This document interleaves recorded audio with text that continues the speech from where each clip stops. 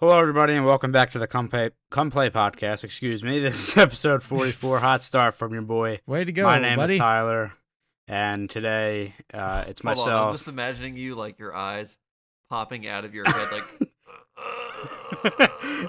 Hello, welcome to the Come Play podcast. Hello, welcome. I really built it up. At that time, I didn't build it up enough. That's what it was. Today, just three of us. Hot. Myself, Bobby, and Zach. Brendy is not here today, so no in case you missed it. But we're still going to have a good show. We're going to talk about some of the unfortunate coaching events that have happened in the NHL.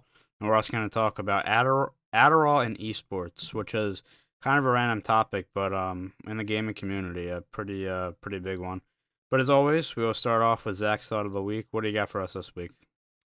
All right, so you got to choose a WWE wrestler, just baby. one, Okay. Easy. to fight with you in the apocalypse. Okay. So Alright, go there's two that come to mind. Well, I feel like Big Show is a pretty good option.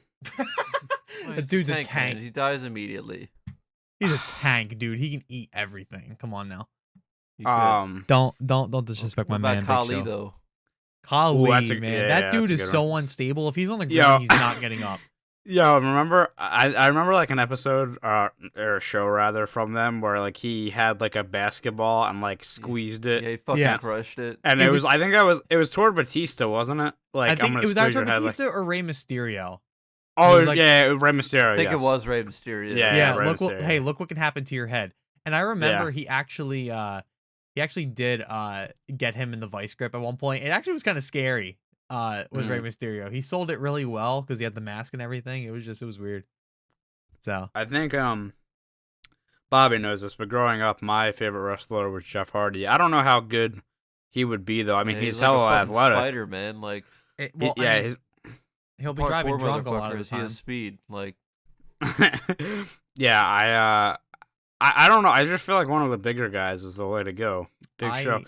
I feel like Big Show is like really funny too. Like he'd be good company to have around. You know. He seems like a really good dude. True, Like from yeah. behind the scenes stuff. Like- He did a interview with Corey Graves, who's one of the color commentators now, and they were Yeah. talking about his tattoos, and he just seems like the nicest dude. I just feel like, I mean, this is like a minor part of the zombie apocalypse, obviously, but like you might get a little lonely. You need a guy that does it all. You know, gotta take out the zombies. Gotta be funny. You know. Mm. someone who immediately came to mind for me was Mick Foley. That dude would be awesome to have around in the apocalypse. He's such a badass too. He He's did all those funny like, too. dude. He did all those like straight up like no rules, extreme rules matches, whatever. Mhm. Yeah, again, thrown off the top of Hell in a Cell. I mean, Jesus Christ, that dude has yeah, no that fear. did happen. Oh, Yeah. you know that's actually a good choice because you know he might. He's got like 9 lives like a cat. Like dude, Oh, that he God, should have dude. died from that. He got slammed into thumbtacks by Edge, or was that Edge? Yep.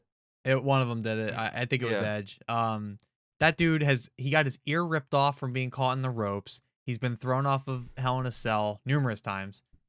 He's been thrown into thumbtacks, tables, chairs. I mean, the dude just has no fear, and he gets right back up. He's absurd. He's absolutely absurd. Yeah, I think I'm gonna go with Mick Foley here. I How think about Hornswoggle? that dude I think- is another dude who he's. I It's like saw a Mini shoot. Finley, right? Yeah, That I saw was, a shoot interview with Hornswoggle. He's actually a cool dude too. Dude, Oh, we yeah. actually had Finley actually came to our restaurant the other day. Did Oh yeah, you were that? saying that. Yeah. Oh, that's Pretty dope, awesome. yeah. I remember when Finley was when I started watching SmackDown when I was younger, he was teaming with King Booker, Booker T, and he was feuding with Batista, who would be my favorite wrestler. I think I'm gonna go with the Undertaker. Yeah, I was gonna Honestly. say that was actually my other like Mick Foley and Undertaker were the first. Yeah, that two dude I would thought of. would like control the zombies or something. I and, I like, also the other name that just popped in my mind was Kane, but isn't Kane dude. like the governor or something now? He's the of governor. No, he of- was he's the mayor of Knoxville, I think. Oh Yeah, yeah, Knoxville Mayor County. Knoxville. Yeah. yeah. yeah. I don't Yeah. think he is anymore, but he was at some point. By the That's- way, total respect for him as a politician as well, because he's a Republican. But Yeah, he was getting interviewed by Fox News once he won, and they kept trying to bait him into talking about like the national side of things, like the White House and everything, and he just wasn't having it. He was like, I'm just worried about Knoxville. That's literally why I'm here. Like, I'm literally just worried about, I'm trying to make Knoxville a better place. Like, shout out to you. Big up.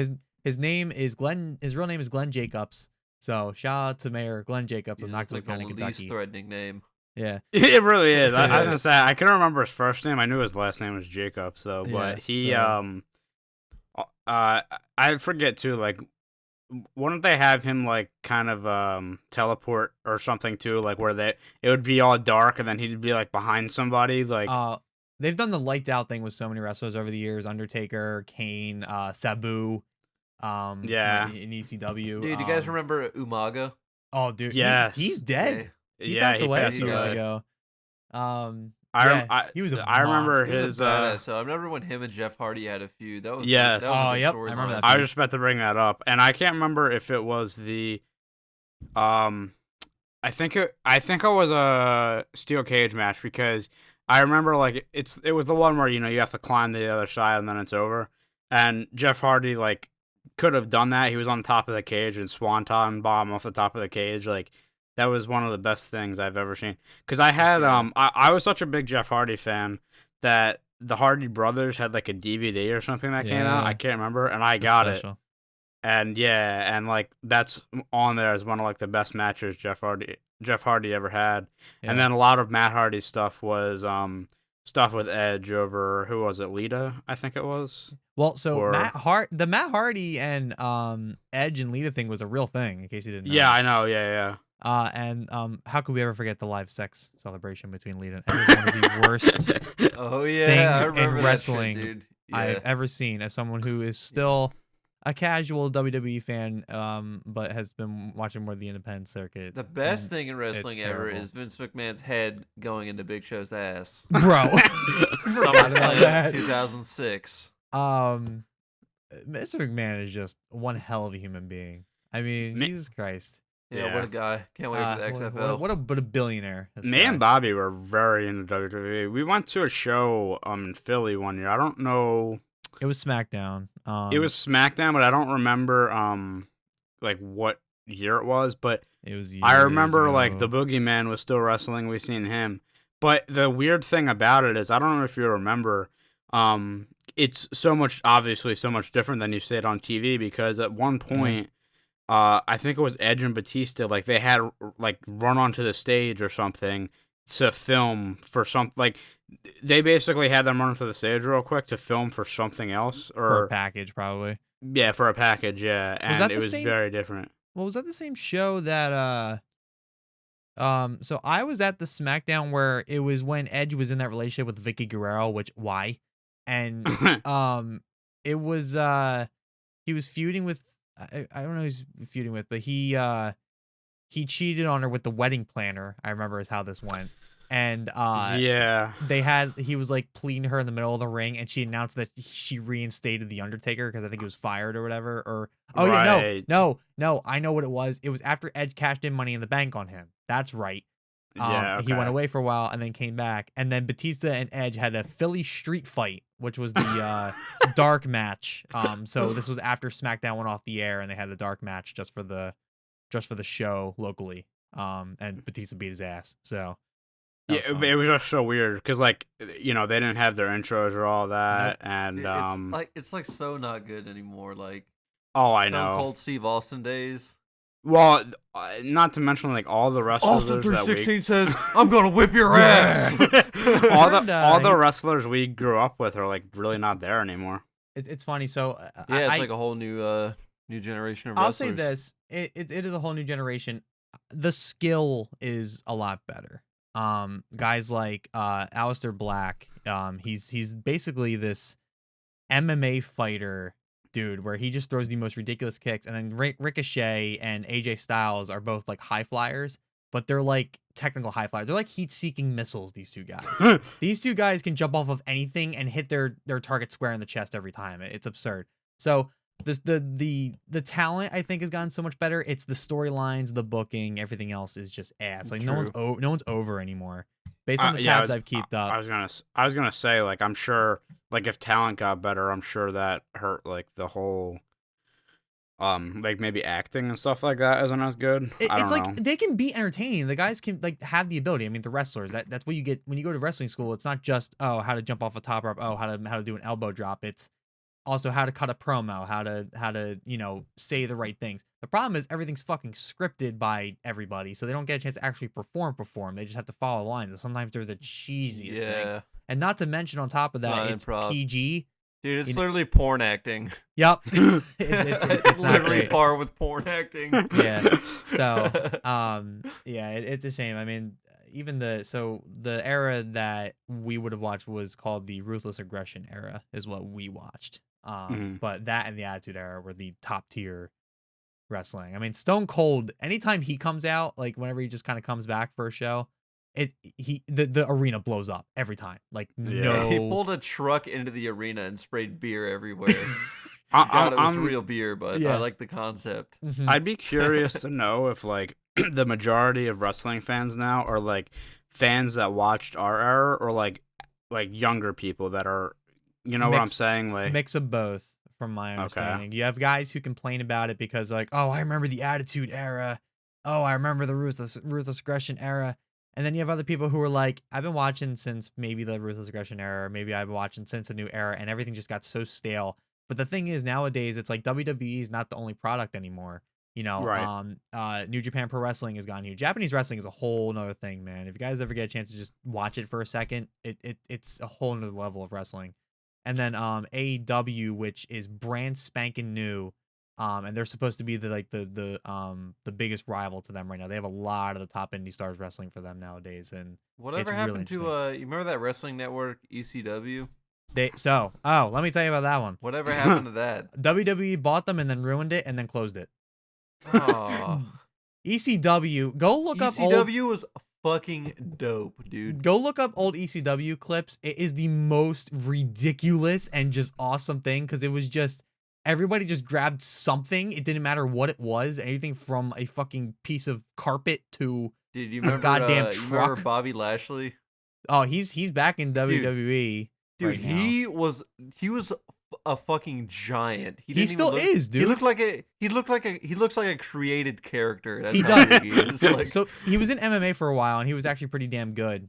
He's back in WWE now doing an angle, but dude, yeah, he's still just a genetic freak. This guy. I mean, he's just look him up real insane. quick. Yeah, go. He has not changed. He has not changed at all. Bobby Lashley 2019. Wait, and me and Bobby would always get the the WWE video games and would have a blast on that. I have 2K16 that I play every once in a while. I feel like the matches take forever. The only reason I have it is because I got it for free. Like Xbox. I was gonna say I think I have one of the WWE's too, because I got it for free, but I don't remember. SmackDown versus Raw 07 and 08 unmatched. Oh, unmatched. Just incredible. Unmatched. Bobby the Beast Morrison is ready to kick your fucking ass. Remember the the backstage brawls you could do like at different locations? Yeah. Yes, that was fucking dope. I was playing. I forget where I was doing this. I was playing. Wait, was it in 2K16? It might have been 2K16. I was playing a WWE game like semi recently, and there was a cutscene where you accidentally walked into the women's locker room, and I'm just sitting there like, man, this is just not kosher anymore. Like, this just isn't it anymore. Like, it's actually kind of funny. So I don't know. No, I mean, I was gonna say getting back on track, but like the WWE days for like that was a great time. It really was. Like, I know it sounds dumb, but like every Friday, I infected every single fucking person. I got you into it. I got our buddy Nick into it. Again, why I remember this, don't know why. The first match I ever watched was at your house. It was either Halloween Eve or Halloween night, and it was Rey Mysterio versus Eddie Guerrero. Oh, and man. that was the first match I ever watched. And then from that was it point Eddie? on, was it Eddie or was it Chavo? Maybe it was Chavo. Because Eddie, I think Eddie was dead by that point. Yeah, actually, it might. Yes, it was Chavo. Yeah, they had a feud. Him and Chavo feuded for a while during that time. So that's I think it was right, Chavo Guerrero. Eddie Guerrero was something else, man. I actually I'm not gonna lie, I kind of forgot about Chavo until you just said that, because I just assumed, I knew it was Guerrero, I just didn't know which one. Yeah. But yeah, good times. But in terms of our actual thought of the week, I think for me, it's like any of the big guys, like Yep. Big Show or Kali's. Nah, I man, think you gotta Kali. pick one. I got Undertaker. I'll take Big Show, but I think Kali is a good choice though. That man I think can't I think I'm move. still going with Nick Foley because he's just such a freak, dude. He can take a beating. Like, Yeah, he'll fall off a building and go right back up there just to fall off it again. So he'll be fine whenever you need to storm a fucking castle or something I like think that. so. you That know? man knows how to take a hit. So Yeah, I think I'm going with there. Nick Foley here. He's a machine. Yeah, that's a good Fun question though. reminiscing. Where'd you pull that one from? Just thought of it. All right. I'm gonna be honest with you. Like right before the podcast, like 5 minutes, like, oh fuck, I don't have a thought of the week. I like it. I mean, it was a good question. Yeah, that was a good question. No, I enjoyed that. I usually think of them on the fly just because it's so like, It's just something genuine. random, They're organic thoughts. They're organic. something Zach- random to break the ice. Yep. No, but that's literally It's all my loosey-goosey. Yep. my childhood was like Friday nights at 8, and then I could never watch Raw because I think Raw Same, came out at like 9 or 10, It's like right? Monday at 9. Yeah. Yeah. Yeah, It's now a and 3-hour show. It goes 8 to 11. okay, nowadays. and I mean, at that point, I'm in elementary school. I gotta be in bed by like 10, Yep. so Yep. I would never Um, watch Raw unless we had like winter break or something, and then I watch Raw. But then I would know nobody, like, because I just Yeah. never watch Raw. Like John Cena, I think that was it. yeah, Yeah. good times, man. Oh, I went to SmackDown the week after Vince McMahon's limo blew up. Do you remember that? Do you remember that at all? I feel. It I was- feel like that's the show I went to with you. Was it? Maybe not. Because they kept showing it over and over and over again throughout the night. Yeah, that was the show I went to with you. Yeah, so Vince McMahon died for a second, and then unfortunately, the ending to that story is Chris Benoit died. Yeah. And Vince McMahon broke kayfabe to address that before they found out what he did. Yes. So sad story to that, but not Yeah. getting into that now. I thought But- it was fake. I remember seeing that Chris Benoit died on like an episode Yeah. of, I think it was Raw or something. Or SmackDown. did, like, I don't remember a- what he was on, but They I did remember like them paying him a. tribute, and I thought it was just a storyline. And then I saw the story, I was like, oh fuck. I remember I came home from Real. something. My parents like, "Hey, do you know this wrestler? He died." I'm like, "Oh, like, I have no idea." I think my mom basically did the same thing. I was like, oh, that I sucks. was like, "That sucks." Yeah, no, he was good. It's a shame too because he's a legend. He's had some insane matches in his career. He's a little messed up in the head. So Yep. Literally. He must have CTE or something. 'cause, I it's- mean, he lost it.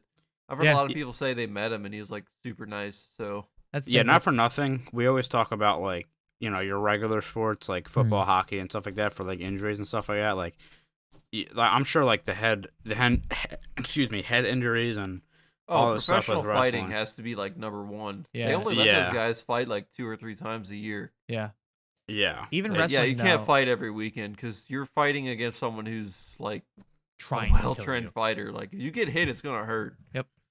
I was gonna just- say as much as people say, oh, it's scripted and it's fake. It's like, well, the actual wrestling is not is nowhere Yeah. close. John I mean, Cena like, did like yeah, a thing with Jeff Wire. Hardy fucking jumping off of a ladder. Yep. I mean, you can't really fake that. Nope. I think It's a John, real fall.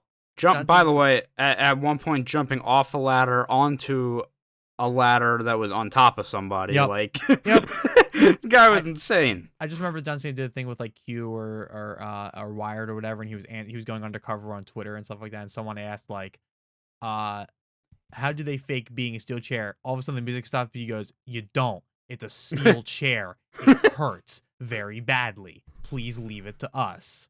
Like, Right. Don't. There's a reason they had those ads back in the day saying, "Don't try this at home." That shit. can Although kill you. I mean, we weren't Yes. like that, but we did not go by that advice. Couch wrestling.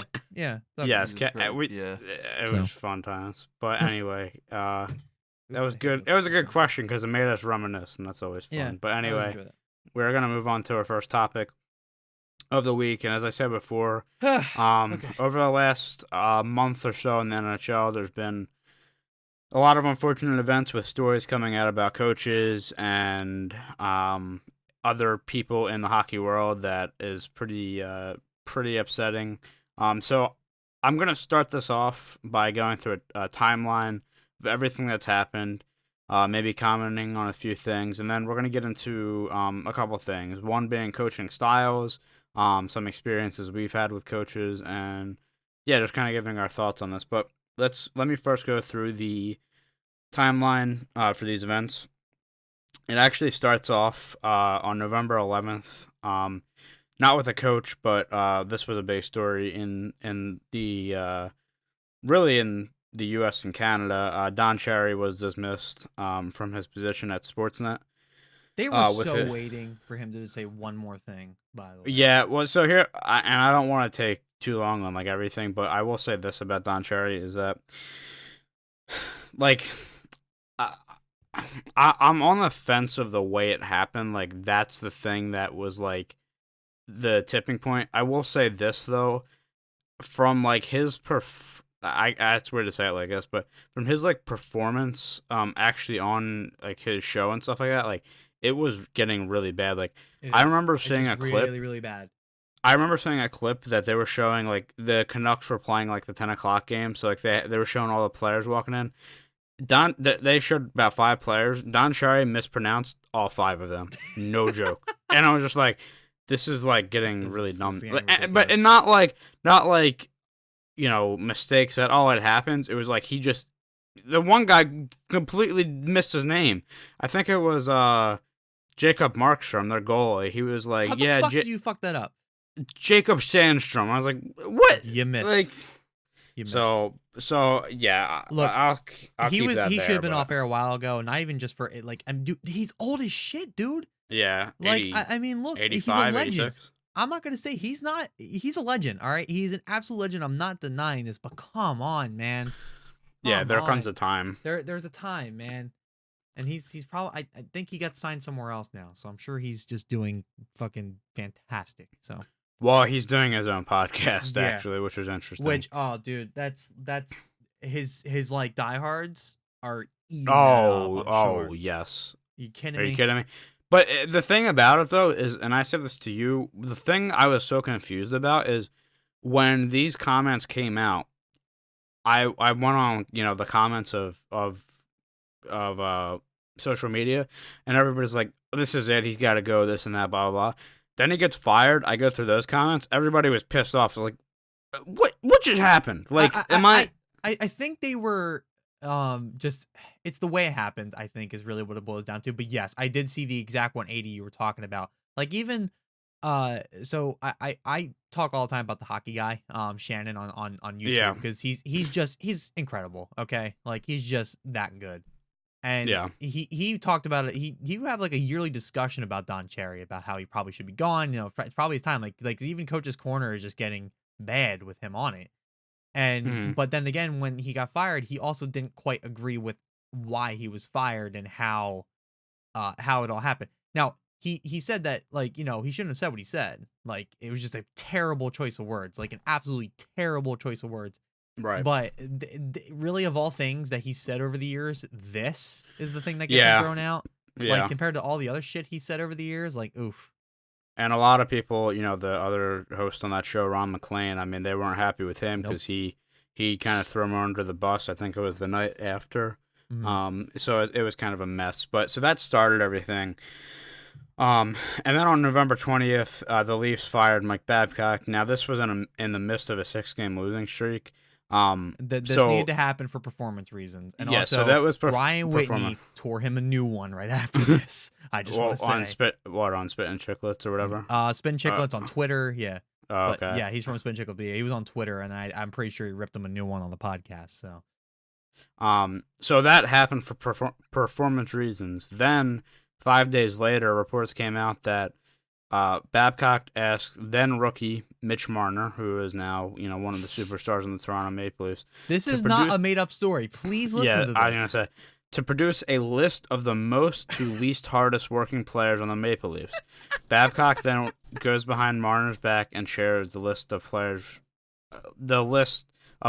with those involved, humiliating Marner in the process. By the way, I just want to put it out there. What's that? Yeah. What's that? It's a great idea to make a list of my top players and my worst players. And have that in writing. Like, why? I just want to say really quick. This timeline's coming from fansided.com, who this is awesome. The writer is Mary Clark, and she put this out, and it's good because it timelines everything. And this is the only one I found that actually timelines everything. So a reminder: this has happened over only the past 2 months. Yeah, like, I mean, It's what, December 19th. This Yeah. all started. Not even 2 months. Yeah. This all started on November 11th. Yeah, right before Thanksgiving and shit. Like this is and we're all about to go happening through now. this whole list. But Yep. no, yeah, the whole thing with Babcock, pretty crazy. And we'll get back to him in a second. Stand Hold your horses. Yeah. So that same day that came out, about Babcock, former NHL player Akeem Alou tweets that Babcock's head coaching protege in Calgary, Bill Peters, used racial slurs against him during his rookie season. Calgary Flames head coach. He was the head coach and coached Alou on the Rockford IceHogs during the 2009-10 season when Alou was a rookie. So here's the thing about this is kind of what I got from this. Akeem Alou basically was saying that because of essentially his color and the way that he would come back at Peters for saying the things that he was saying, he wasn't allowing him to like progress through the ranks. Like it was like, okay, you're saying all this stuff to the coach, like fuck you, you're not going up to the NHL or something like that. And that was He this never whole went thing. public with this. So during this time.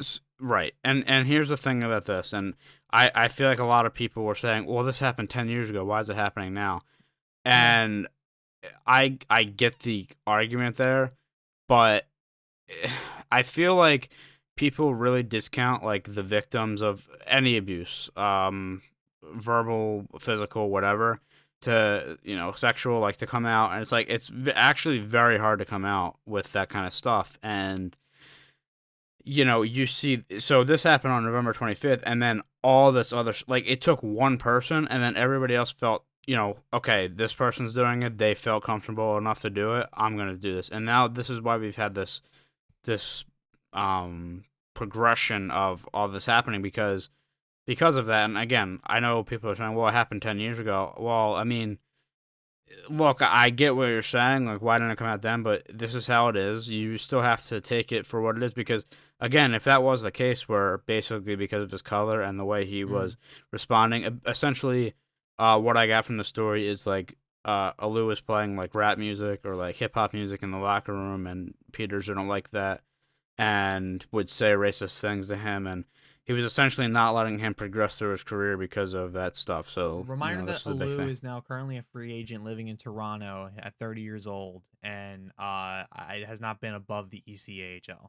So Yeah, I was gonna say he's I know. So again, 2009 2010 was his rookie season, but I don't remember him ever. At least I don't remember him ever being an NHLer. he wasn't. He has not been. Okay. So yes, again, a lot of what I just said, and a couple other teammates came out and supported him. Wild lapses in judgment by some coaches here. Well, we go back to Peters, because a day later, former Carolina Hurricane Michael Jordan, not to be confused with, Michael friggin' Jordan, the basketball player. Michael Jordan, number 23. Tweets out that Peters kicked him and punched him. Kicked and punched another player in the head during a game, calling him the worst coach he ever had.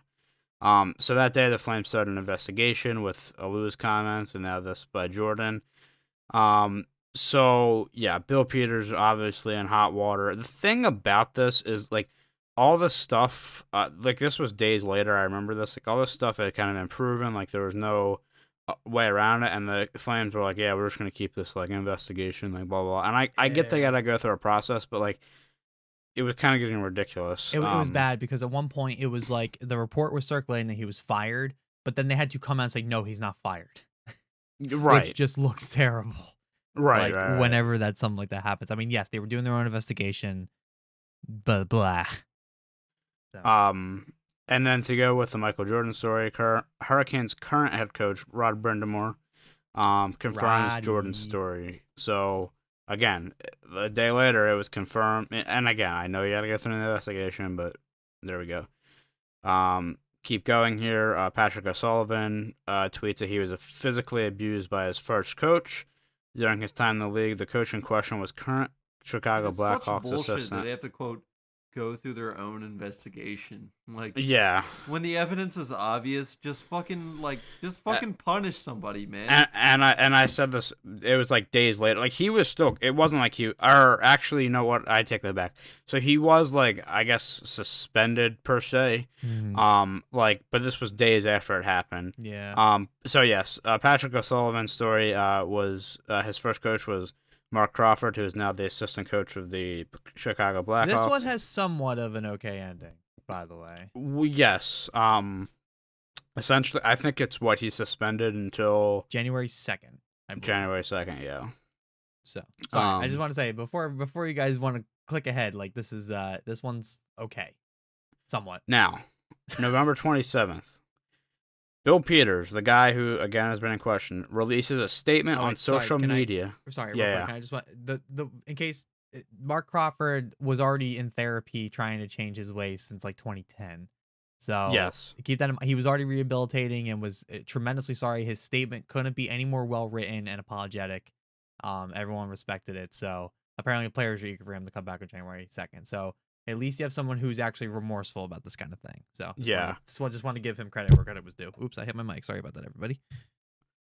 So again on November 27th, Bill Peters, the guy we've been talking about, releases a statement on social media confirming Alou's story that he did use racial slurs against a former player. Oh boy. He still hasn't been fired. It's not until 2 days later Peters resigns as head coach of the Flames. So forced to resign. Yeah, exactly. So we have that, and sorry, I am gonna try to go through this. So there was also a story about former NHL player Sean Avery comes forward against Crawford with an incident during the 2006-07 season. But also praises him in the same breath. Yes, where Crawford reportedly kicked Avery over a too many men penalty. So just kind of some him? Like just he got back on the bench, he just kicked him. Like with his foot. Yeah. Yeah. Yes. Like wrong sport. All right. Yeah. So we have that. And then again, another story comes out. December 2nd, Hall of Fame player Chris Chelios tells Swedish newspaper that Mike Babcock, who we said before, verbally assaulted Johan Franzen to the point of a nervous breakdown when the pair were playing with the Detroit Red Wings in 2012. You got to hear this on the Spin Chicklets podcast. It's just it's not really pretty. just like having a bad manager at any job, like just a shitty. But coach this goes beyond that, and not to mention, I mean, look, I get that. Yeah. I get that, but like when you have a bad manager for a job that you have to show up to every day, like it really fucking sucks. And not to mention, like you're traveling with this guy, you don't really get to go home, and like, not at the end of the day, it's a game, man. I mean, geez. I mean, it's like even worse. Like it's your manager at work, but also you're constantly traveling with this guy, so you're with him. You know. Yep. Say 8 hours a day, 5 days a week. You know. Yep. You have to sleep next to this guy a lot of the time on the plane. So. Yep. Yeah, I mean it's just like and then all this stuff comes out about all these coaches, and then a couple other things. In the Canadian Hockey League, Junior Hockey Club, Swift Current Broncos fired their athletic director and equipment manager, Jamie LeBlanc, over derogatory and unprofessional comments made. So it's just, again, it's just a trickling down effect. The NHL, on December 4th, instituted essentially like a, or actually, let me read this. So Sportsnet's Elliot Friedman reports that the NHL will be instituting a code of conduct in some form due to the incidents that have, so with everything that happened to the hockey world. And I think they have a anonymous like hotline you can call now to the NHLPA. Oh, okay. Where players can anonymously report that stuff like this is happening. So if this happens now, there's no waiting around for these firings. They'll investigate immediately if you start reporting. So, which is also a very, very, very good touch for this whole thing. Right. Let's see. Then December 10th, and everybody was kind of confused at first because it was just reported like he was fired with no context. But the Dallas Stars fired head coach Jim Montgomery for an incident of unprofessional conduct. It was not related to abuse, essentially, but there was no known reason for his firing. But, excuse me, like I said, it was kind of just... That kind of seems like bullshit because they didn't... They specifically said it wasn't related to abuse, so that means he just pissed somebody off. So the thing about Montgomery that's kind of interesting is that he has been. I think this is either his second. I forget his second or third year in the NHL. For a long time, he had just coached college hockey at Denver. So, again, he's fairly new essentially to the league, and again, it was just put out there like he's fired. And I remember going on the Stars Twitter, everybody's like, "What are you talking about?" Like I think at that point, like they were in the top 3 in the Central and stuff like that. So it was very confusing. But that came out again. We can't really comment that much on that because it's very vague. And then let's see, wrapping up here in a second. December 11th, news story emerges involving Alou in 2011 during his time with the Colorado Eagles in the ECHL. Alou showed up to the team's Halloween party to find out one of the team's equipment managers dressed himself wearing blackface. December 16th, the Blackhawks suspend Crawford from his duties, like we said, until January 2nd. And yeah, and I will say through this, Alou has accepted apologies through and has said that he supports the NHL's proposals and stuff like that for what they're doing. So it's been a spiraling situation, and there's a lot of things coming out about people's past, and I'm not, I don't want to get like too, I guess too into this because it is like a pretty harsh topic, but I know there's this, the whole thing coming around with, what's it called, cancel culture and stuff like that, or like, a lot of people are pissed off that things people did years ago is coming back. At the end of the day, in a situation like this, stuff like this has to come out, especially like I said with Alou, if this really affected his career, and with Johan Franz and like having a mental breakdown, like that's stuff that's very serious, and it shouldn't, that it was swept under the carpet for in some cases 10, 7-10 years. It's unfortunate, but for myself at least, I'm glad that these things have come out and people have taken responsibility and kind of have been gotten their punishment. Yes, a long time later, but they finally got their punishment for something that should have been punished years ago.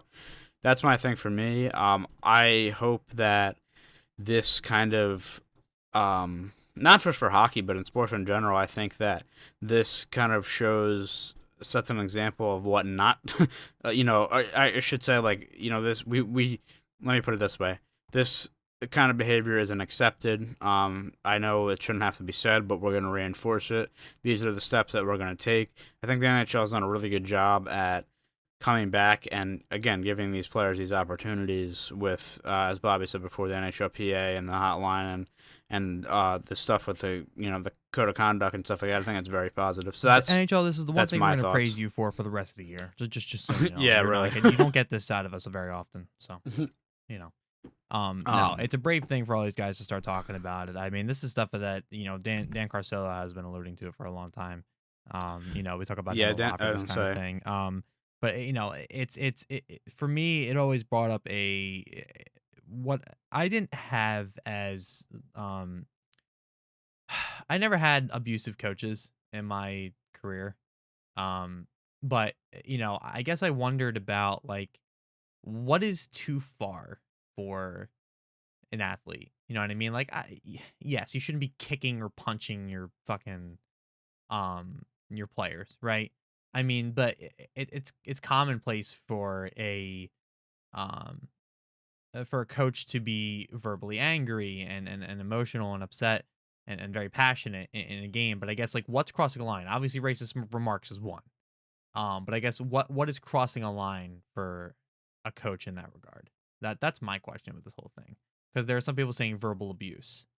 And not that I'm denying or belittling what they're saying. I'm just curious, like, what that exactly entails. You know what I mean?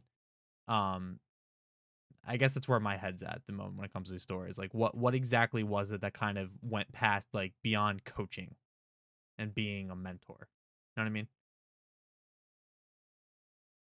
Tyler? Whoa. Okay, I wasn't sure if that was me. Did we lose Tyler here?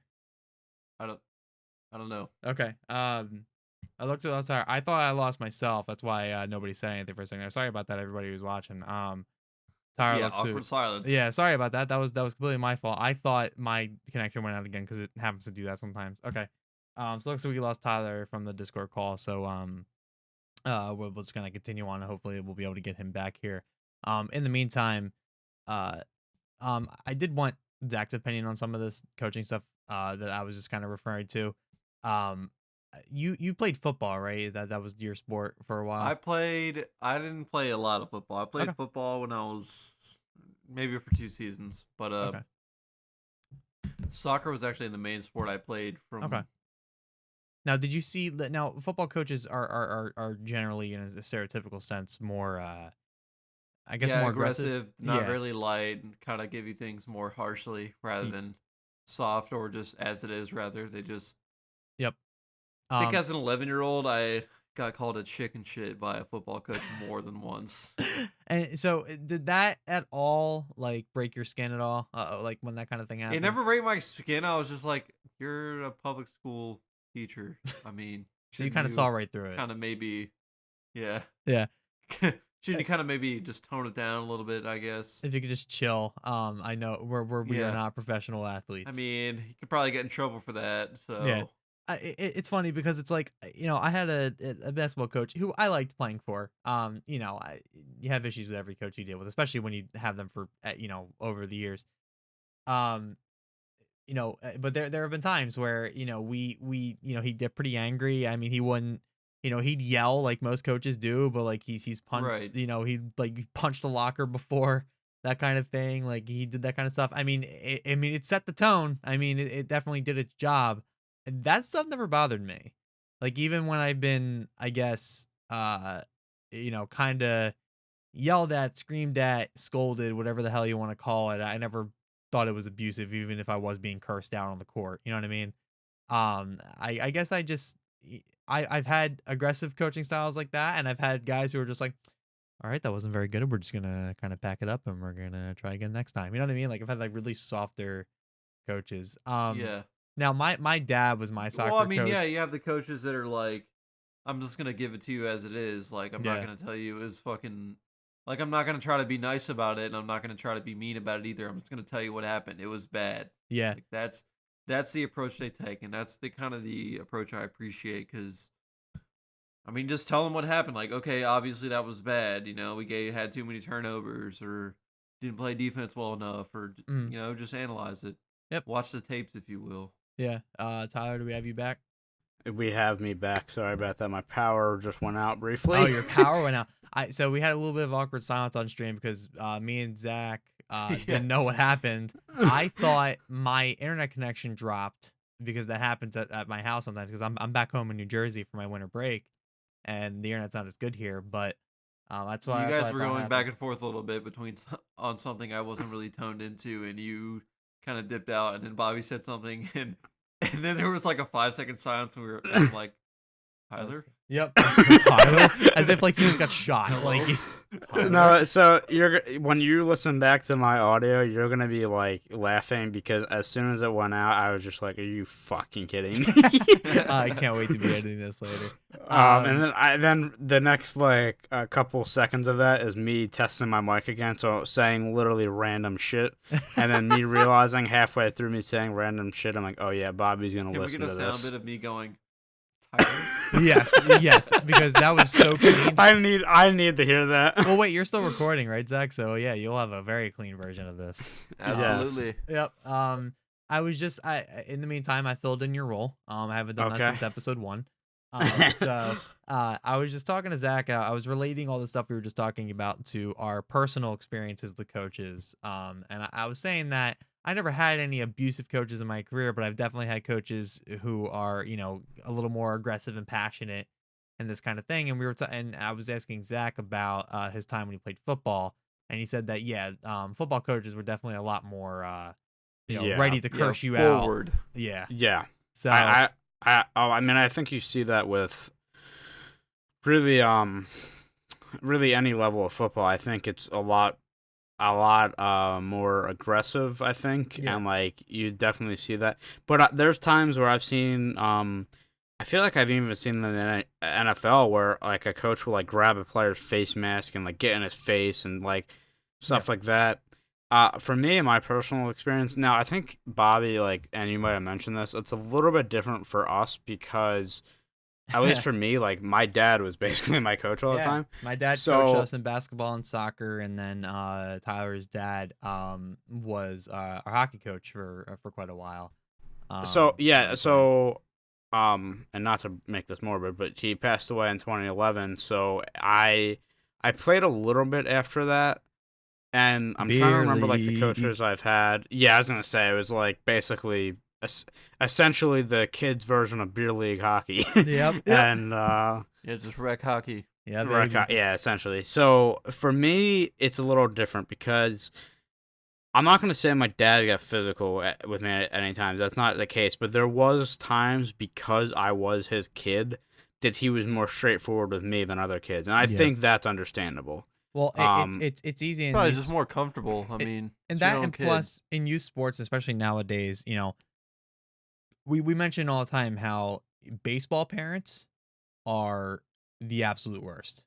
I think yeah, like it's not like, especially when you start getting outside of like, I played community ball, like just like in my hometown, playing in my area kind of thing. That was it. And I stopped playing right before middle school, so I didn't continue on.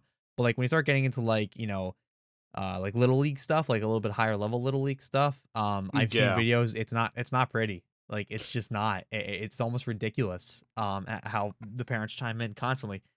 And I just, I guess for me, I always wondered about like, so what is too far for stuff like that?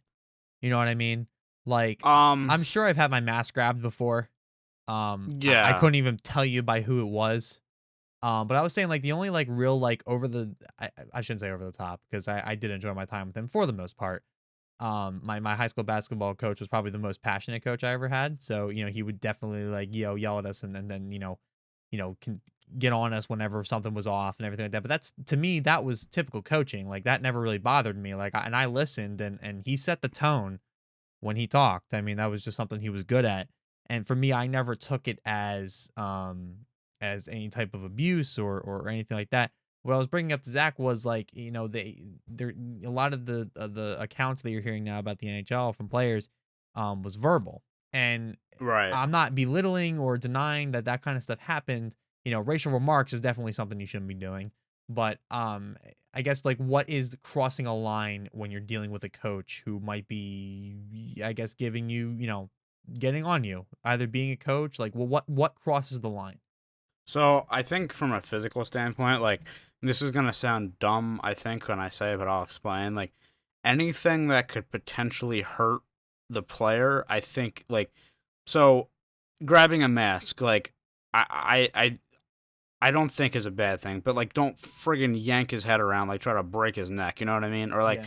I don't think, the kicking, that shouldn't be happening. Any punching, like that No. stuff is way across the line. Was it Temple or Um Rutgers that had the coach fired for throwing the basketballs at the players during I practice? Do you remember who that I was? I th- I th- think it was Rutgers, but I'm not positive. Yeah, I can't remember when that was. Actually, I don't know. I think it was one of those schools Hey, though, Zach, can you but try and find that for us real quick? um what so yeah, like this I remember the story though. He was literally just launching Because there was footage basketball. of it. Like he was going on a complete tirade, and he just picks up a ball and just throws it at some kid's chest, like in the middle of Yeah. practice. It was nasty, dude.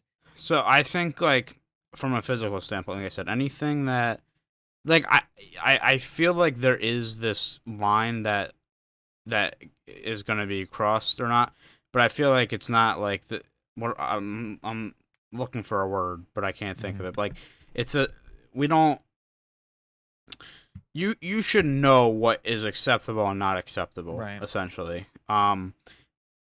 Like would you go up and punch somebody Like at randomly. so like say you work in an office and you have a one of your employees is not doing their job, would you go up and punch them? Like, no, you're gonna get arrested. Absolutely not. Yeah. Like, Yeah, I just saw the arrested. video of the coach from Rutgers throwing was basketballs at his Rutgers, players, and the dude's kind of crazy. Yeah, I mean, no. yeah. He looked like he was on he was on drugs, like the way he just completely lost his mind. Like it's kind of disturbing actually. oh yeah, Yes. he used like abusive language too. Like it wasn't just that. Obviously, I mean, Oh yeah, no, there was a lot going on there. I remember when that story broke. So for That's me, rough.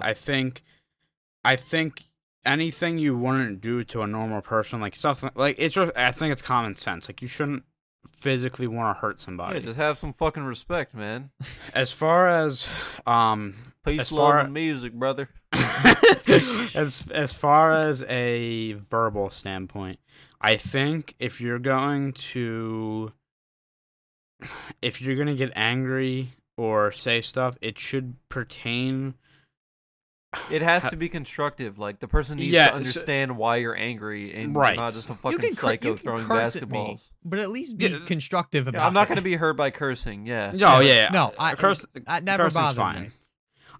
I guess what I'm trying to say is like it should pertain to the action that you thought was wrong or something wrong. Like you shouldn't be like, I made a turnover. You shouldn't be commenting about my mother. You know what I'm saying? Like Yeah. Right. it shouldn't be Absolutely. personal. Yeah. Yeah. It needs to be Um, constructive and relative. Or just being, in the case of our main man here, Peters, don't be fucking racist. Like I Yeah, don't, I mean that's I mean, that's again just something obvious. that's common sense. I think that's a little more personal but because that's what I don't get here is like that story is messed up because he basically walked into a locker room, heard what I'm assuming is hip hop rap music, I think was what it was based off of, Yeah, and just said like, "Oh, I don't like this N-word music." Like what Yeah. the bruh? and Like, but then this was when 10 years ago too. Like this is still not okay.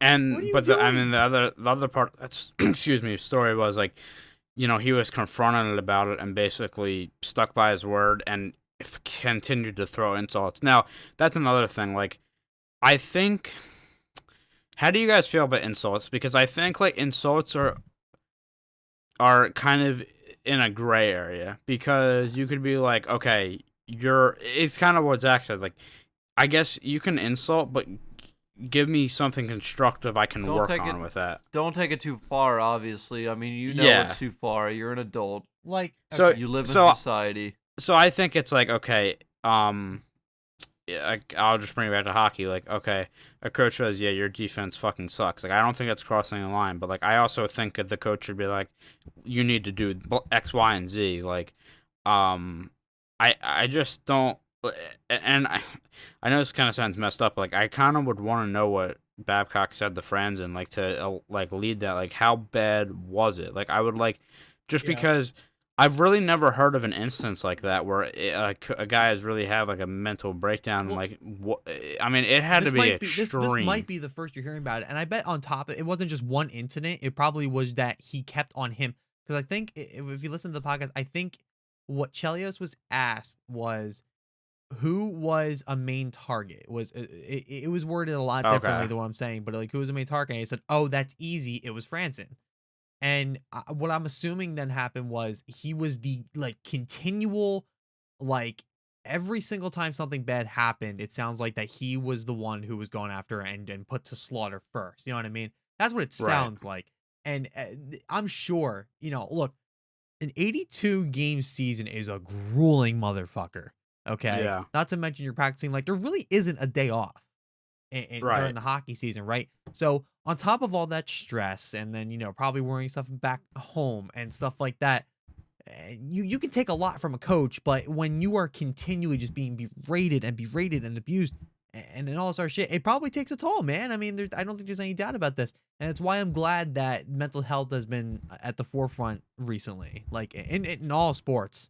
Like, Yeah. just especially now this is another wake up call for NHL, but I'm sure other leagues are taking notice of stuff like this. I mean, there's just no way you're not listening to this. It's not even that. You're just not allowed to be a fucking douchebag in a literally don't be an professional idiot. setting. Like, That's it. like I'm getting paid, sir, and so are you. Don't be a fucking dick. I'm even thinking like, okay, so Tyler, you mentioned like the name calling is kind of a gray area, right? So like I probably wouldn't mind if a coach came up to me and was like, you fucking jackass, this is what you're supposed to do. I probably wouldn't care. But like I guess like yeah, like don't talk about my mother or don't bring anything personal into it. Like, Tyler, don't, I hate bringing this up obviously, but like if someone made a comment about your father, I'm sure that wouldn't Yeah. go over well. You know what I mean? So, Like that's so that's just, what I'm saying. Like, and I agree with you. Like, if somebody calls me like a jackass, like I'm not. That's not a I don't problem. care. But you need to know your limitations. Like, right.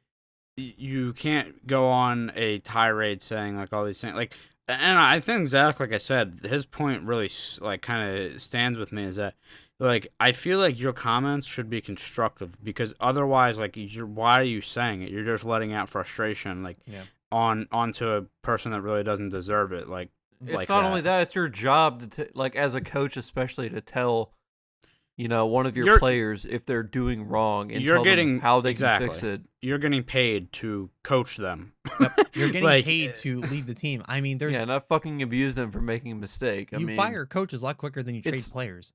Like, I understand it's frustrating if a player is making the same mistake over and over and over, but even then, it's still not deserving of abuse. no, it never is. If you're bringing up the personal shit, if you're making racist remarks, like they literally could swing a stick at you, and like if you resort to that, no, like you're still in the wrong. I mean, yeah, he should probably get reprimanded for swinging a stick at you, but at the same time, that's not what you should be resorting to. That kind of thing, you know what I mean? Like, I don't know, man.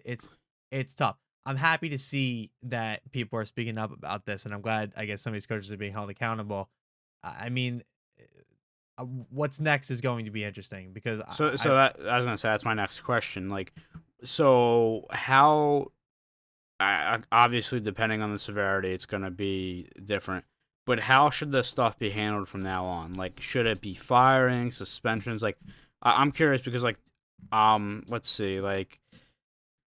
Not Peters because again that was a little bit more of that was so cut and dry, crazy. So like I guess Montgomery or even Babcock, in terms of like take what he said with the Franzen thing and just talk about like the thing with the Leafs with Mitch Marner. Like, is that something to be fired over? Or is that something to be like suspended? Like, I'm just kind of curious, like how this should be handled in the future. If I get Babcock in any face-to-face confrontation, I'm gonna ask him, what were you trying to prove here? Yeah, by giving a fucking rookie, a guy who because I'm pretty sure you played, like a rookie who is trying to keep his head down and just be the best player he can be, and knows that he can't really say anything to you. Because he fears repercussion from you. So you decide. That's a thing. For Marner in that situation, it's a lose-lose. Go ahead. I was gonna say, so you decide. You know what's a great punishment for rookie, very green in the NHL, Mitch Marner? I'm gonna make him turn on his teammates. That's what'll make this team, because nothing gives good chemistry like having the rookie have to give a list to the coach with veterans of the team saying that they were doing poorly. There is nothing on earth I could fucking possibly think of that would create such good chemistry on a hockey team. I must say. This is just such a stupid decision. Like, just in any regard. It's terrible. I just don't get this one. There is no reason for this. You either go against your teammates or you go against your coach. Like, if you have to rely on, again, the rookie to tell you who is doing poorly on this team, you need to reevaluate your coaching, dude. Because you're obviously not doing something right. So, but do you think it was maybe one of those, and I hate these kind of questions where it's like the questions you're not supposed to answer kind of thing, like, maybe like, or those like test questions, like where it's like, maybe Babcock really, I'm not saying, okay, I shouldn't use that situation, but like, say in another situation it's similar to this, like maybe the coach he wanted to see Marner's loyalty, so he was like, hey, do this, and he basically wanted to say, we don't want, like, he don't actually want him to fill it out. You know what I'm saying? Does that make sense? I get your question, but at the same time, it's like, understand something. You're loyal. I always you compare it to soldiers, right? Where a lot of the time, Loyalty only matters with certain players. I mean, they're there to get. At the end of the day, they're there to get paid. right. Like that's their job. But at the same time, like, so I compare it to soldiers. What you hear sometimes in when it comes to soldiers, like they'll get asked like, oh, well, do you believe in what you're fighting for? Because there's always talk about why certain countries can be at war and whatever, and some of them are very shady. And it's like, well, I'm not necessarily fighting for the government. I'm fighting for the guy next to me in the foxhole. You know what I mean? So, Yeah. I hate to make the comparison because our soldiers are just the bravest people on the face of the planet. I mean, shout out. But like, I gotta assume it's the same thing for hockey players, right? Like at the end of the day, you're loyal to the guys you're traveling with. You're loyal to the guys you're sharing hotel rooms with. You're probably loyal to the guys that you're living with. A lot of rookies live with the veterans, like sometimes when they get to new teams. You know, you're loyal to those guys because coaches can be fired and the team stay the same. You know what I mean? So I would Well, think I you'd be more loyal to gonna the s- teammates. So I guess well, you get proposed a question like that, right? You have to make a choice at that point. Do you either piss off your coach and probably get benched by not doing it, or do you do it and risk, essentially affecting play because your line mates maybe don't want to give you the puck or give you the chance and kind of snub you a little bit because you kind of turned your yeah. back on them? Like what are you supposed to do? So I When you're think that that green in the NHL, I don't know how you possibly can go with answer C, like that you just don't do anything or it's one of those trick questions because you just have to follow what's being told to you, you know? right, and I think that, and I think we can attest to this, and I think you can see it in regular sports. The relationship between you and your coach, and you and your teammates is different. It's a lot It is different. different. So I think that again, in Marner's case, I just feel like it's such a lose-lose situation, and like you said, I don't know what Babcock was trying to get out of this. Like I don't know. This is the situation that besides the obvious like the racial remarks that happened like with Peters, like that's obviously extremely stupid. But this one is just so out of left field. I don't even know where to begin Yeah. dissecting this one. Yeah. Like it just doesn't make any sense on any capacity. I'm not a coach, okay? I don't know what runs through your head a lot of the time, but I just don't know how you get to that point. Like I really don't get it, and that's why I'm so kind of irate about this one. I just don't get it. You kind of hear this. It goes around a lot, and I know Torontonians, I think is their name. Yeah. Hate it, but like Toronto is or I'm sorry, the people outside of Toronto, I should say, hate it. That Toronto is what is it, like the hockey, the center of the hockey universe, essentially. Yeah. And so for that reason, like there's a lot of coverage on them, and I think the Leafs are probably my second favorite team because I listen to a lot of their podcast, a lot of podcasts on them and stuff like that because they have all this media attention. So in saying that, there was a lot of frustration with Babcock because of some of his coaching styles, like in game and stuff like that. The Leafs are one of the, this year and looking back in previous years, I mean, they have one of the most young explosive cores in the NHL, and he was really holding them back essentially to test them, to make them, it's not all about offense, it's about defense. And it was very frustrating to fans because it was like, you got to let them go. You got to let them be them. And you have a team with Austin Matthews, John Tavares, and Mitch Marner. And you want to hold back offense?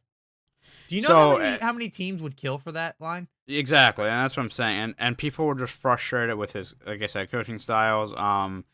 And again, the reason he was initially fired was because of performance reasons, but then all this stuff comes out, and it's just like, and I actually said this, and maybe this is in question now, but I said when he got fired, I think I put it in the Discord, I said, you're looking at the next coach of the Seattle team. I wonder if what that does for him now with all this coming, with this stuff coming. I don't know. That'll be interesting. And for that matter, the other coaches. Well, who not even Peters, is on the market anymore. Not Peters. Yeah, He's not gone. like I'm saying, like, again, depending on what comes out with Montgomery, him, and it'll be interesting. I want to see kind of the response from the hockey community when Mark Crawford comes back next year.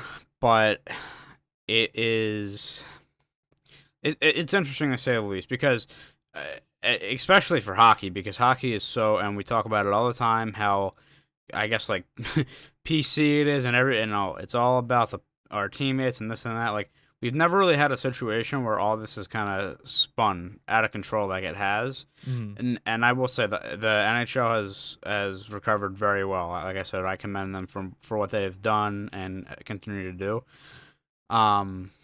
Now it really, as far as I know, stuff hasn't come out with other sports. I guess the one thing I do want to mention outside of the NHL was yesterday. Tom Coughlin got fired from the Jacksonville Jaguars because he was essentially doing things that weren't complying to the rules of the NFL and NFLPA.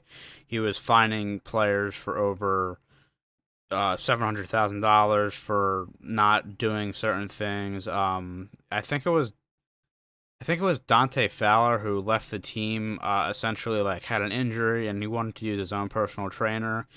And he wasn't letting him, so he's like, "You can use your own personal trainer, but I'm gonna fine you X amount of dollars until you show up." And it added up to like $700,000, but that's not actually allowed in the system.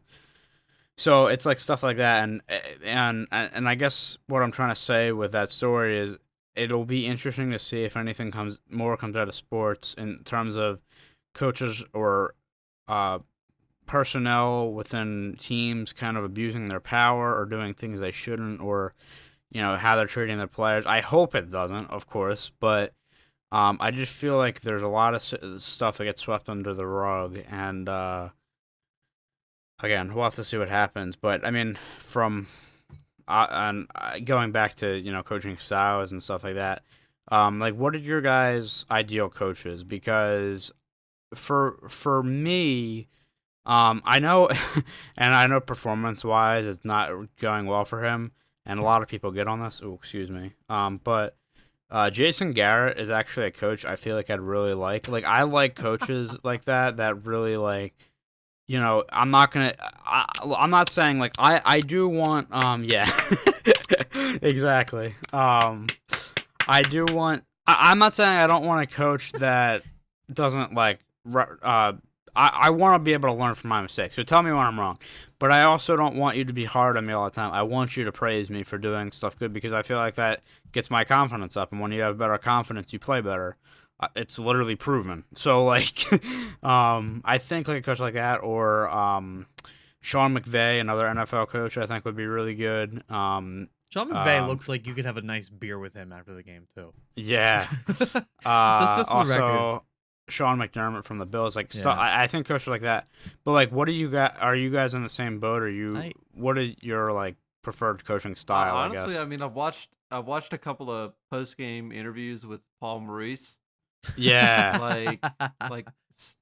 like losing and winning interviews, and he always seems like he just kind of gives it to him straight, which that's the coaching style I prefer. I don't need you to be nice to me. I don't need you to be mean to me. I just need you to tell me what's up. Like, right. I agree with you. He does shoot it straight. It's actually a good one. Like I said, for me, I kind of want a little bit of that too. Like I said, I don't want you to be overly nice to me, but I do want you to commend me for stuff, and I mean, he's just don't there be a to do hard his ass job. on me for no reason. He's there to do his job, and he wants to win. Like that's where he's at, and I can respect that. Yeah. I think Bobby, what about you? I always enjoyed watching Lavi coach, Pierre Laviolette. Yeah. That, I mean, I may be biased because I'm a Flyers fan. I'm so sad that we let him go, but I just watch him on the bench. Like, whenever the camera cuts to him, watch him on the bench. That dude is on top of it every time, and he will defend his players to the absolute bitter end. It does not matter what happened. Like, he will be telling his players, "Okay, move. I'm talking to the ref. Like, move. I'm coming to the front here." Like, every time. He has climbed over benches to yell at the Penguins coach over putting their fourth line out in the beginning of a game. Like, it's that dude is defending your players, and that's something I want to see, right? Like, I want to see defending the players. I definitely want to be told, look, you're an idiot. Why'd you do it this way? Do it this way. Tell me when I'm doing something wrong. But yes, also praise me when I did something right. Like, even that's just simple, like, all right, good shift, boys. Good shift, boys. Good shift, boys. That's all I need, dude. That's all I need. I am not high maintenance. You know what I mean? Like I don't require much. I think the thing for me is like I just don't get coaches who are just like hard asses for no Nah. reason, or honestly any person in a manager or a higher up position. Like I just don't like. It's almost like a stereotype. Almost like you're supposed to be like that. Like why are you so? There's no you. I do 1,000 things right and you don't say anything, but I do one minor thing wrong and you're gonna like get on me. Like I never understood that. You can tell me that I did it wrong. Just Yeah, that. I'm not saying don't do that, but don't be a dick about Like, it. watch, guys. This is easy. Ready? This is just like, all right, cool. Your forecheck was good. Your breakout was good. I just want you to be a little less useless, like the Stevenson player who was sitting in the corner when we were watching that game the other day. Tyler, we were watching my school's club team play hockey the other day, and they were running this weird power play where they basically sat somebody in the corner behind the net, like sitting there doing Yeah, nothing. I don't know why he was there. Like if you watched what we were watching, like there was just no reason for him to be there.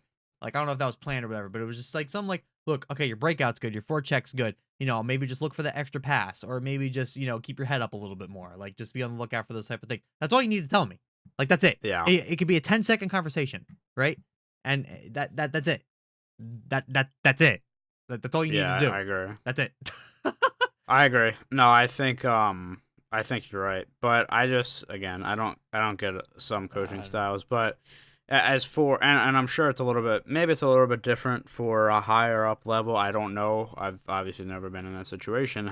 But Still got time, think, Tyler. Yeah, I think that it's just This is sad for it's hockey. something. Oh yes, it is. By the way. But again, I think that how they've responded is very respectable, Yes. and it shows that again, we're not going to tolerate this kind of stuff. Nope. And I hope again, if it happens in any other league, the message will be the same. I'm going to bring it to one thing real quick, and then we'll move on. But it's kind of a big topic, and I think we've talked about it before. The whole thing with the NFL and the domestic abuse situations, like they are not, to me at least, not setting a good enough example, or not coming out with the right message to stop that kind of stuff, or to punish somebody further. The NHL is again and this is not just for this topic. I mean, we say what we need to say about Gary Bettman, but I gotta give it to him. He is on the dot right away. He wants to address it. He wants to figure out for stuff like this. So I commend him for that. But yeah, let's as for the sake of sports and really any situation, to be honest with you, let's hope that we don't have to hear stories about this, and we can just do our jobs. Coaches coach, players play, Right. Yep. win championships. I think a big part of it is kind of analyzing the intention the coach had, because sometimes you say something and you don't realize how much it could, how it hurt really somebody. sounds to another person. Right. Yeah, Totally agree. And sometimes you don't. Sometimes you might feel bad, and other times you might not even realize that you did something wrong. So that definitely needs to be taken into account, because people are people. Yep. yeah. People will be people, and then we can't stop that. Yeah, I mean, they should definitely be held accountable, but it needs to be forgiving if it if it suits the case as well. Right. Yeah. I agree. Of course. But with that, we'll end that topic and kind of do a complete 180 here, and switch topics to Adderall and esports. Something that's been on the list for a while. This will not be the last time we talk about esports and the big scheme of things, by the way. But there's been a lot of cases, and Bobby has gracefully linked a lot of stuff. I mean, Bobby, out of all four of us, I would say I would say is probably the most on top of this stuff, is very into it. So he there's a lot of situations that we're seeing with this stuff happening, but I'm actually going to give it over to Bobby. He has a little bit of a timeline for us again on this subject, and just to give you an idea of what's going on here. Yeah. So this is an interesting conversation because it's not as cut and dry as it looks like on the headline. So Adderall in esports is almost a meme with how it gets talked about. Like I remember in the COD community it being kind of joked about, like, if someone's doing good, it's like, oh, he's on the Addy or something like that. You know what I mean? So, Yeah. um, I guess just a refresher for what Adderall actually is. It's essentially what I think about it as the most overpowered caffeine pill is Yeah. basically what I uh attribute it to. Coming from drugs.com, it contains a combination of amphetamine and dextroamphetamine. Both are central nervous system stimulants that affect chemicals in the brain and nerves that contribute to hyperactivity and impulse control, and they're used to treat ADHD and narcolepsy.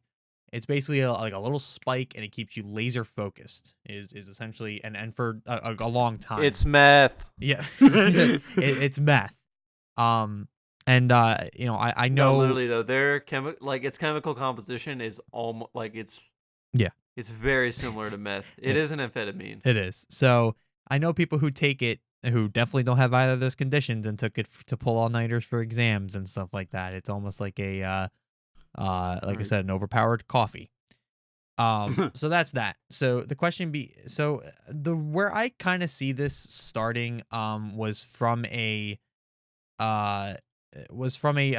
CS:GO pro. His name is Semphis, and in an interview in 2015 following ESL one Cologne, he mentioned that him and his whole team were on Adderall. I'll play the clip real quick for you, just so you can get an idea of what he said exactly, and then we can kind of talk about it. We like to do drugs when we play our games. Yeah. So here we go. The ESL comms were kind of funny, in my opinion. I don't even care. We were all on Adderall. Like, I don't even give a fuck. Like, it was pretty obvious. Like, if you listen to the comms, like, I don't know, people can hate it or whatever. Everyone does Adderall at ESALN, right? Yeah. Okay. So Just throwing that out there for the fans. Let's take it good. And you can hear it in the comms, right? Like, that's what was so funny to me. It was like, such shit's comms so hectic. Like, yep. Yeah. So that might clear up some of the questions of why it was like that. So, of course, I mean, yeah.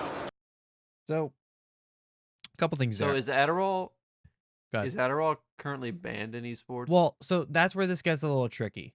So, I guess to answer you, no.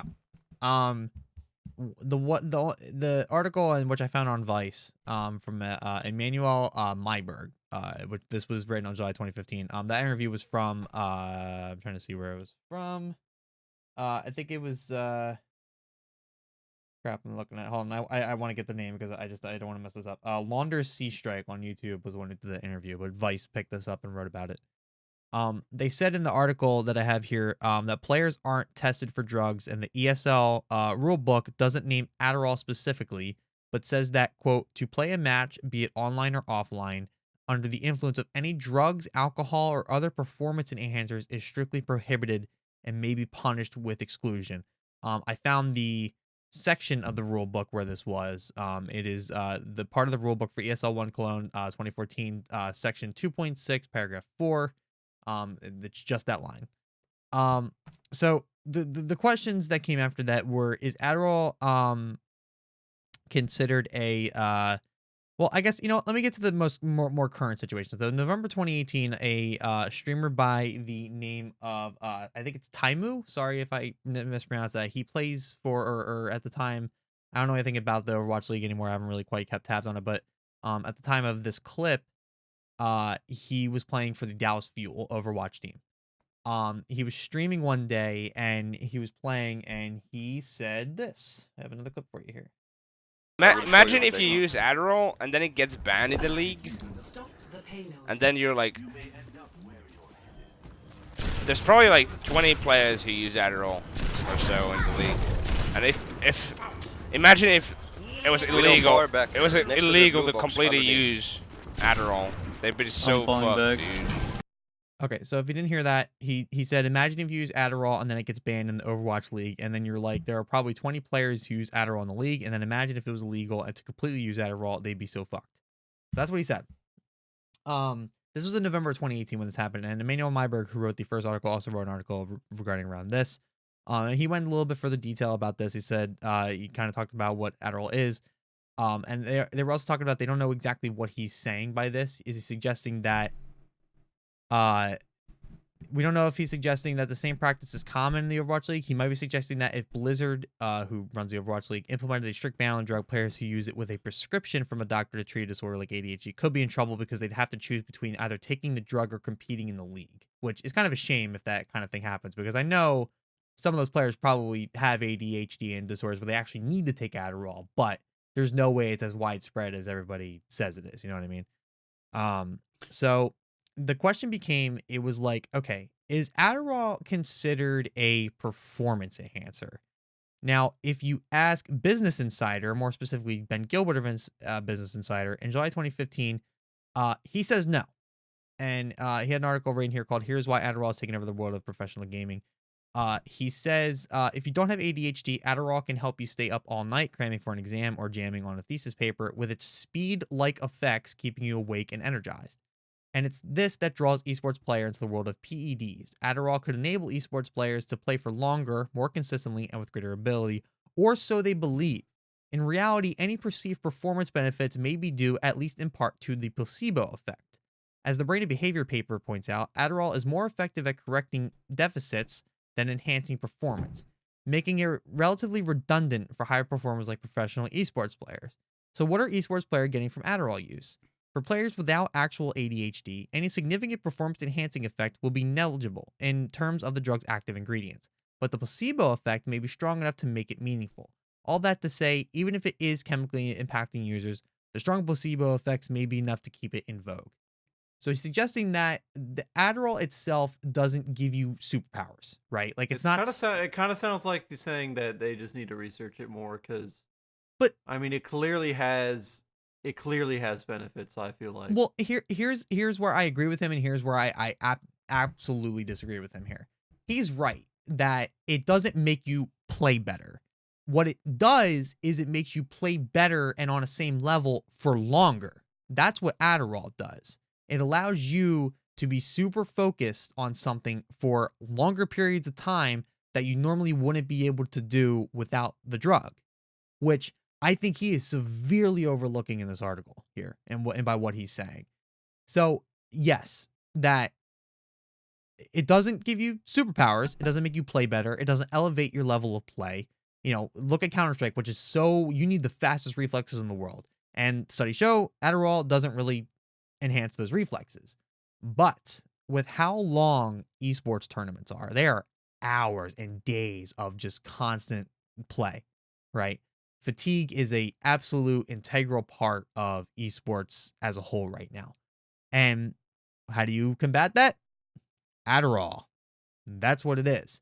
So I guess the way I'm looking at it, right, is you have guys taking Adderall who probably don't need Adderall, but they know that they can be on a same level, like really high, top tier level of play for longer if they take the drug.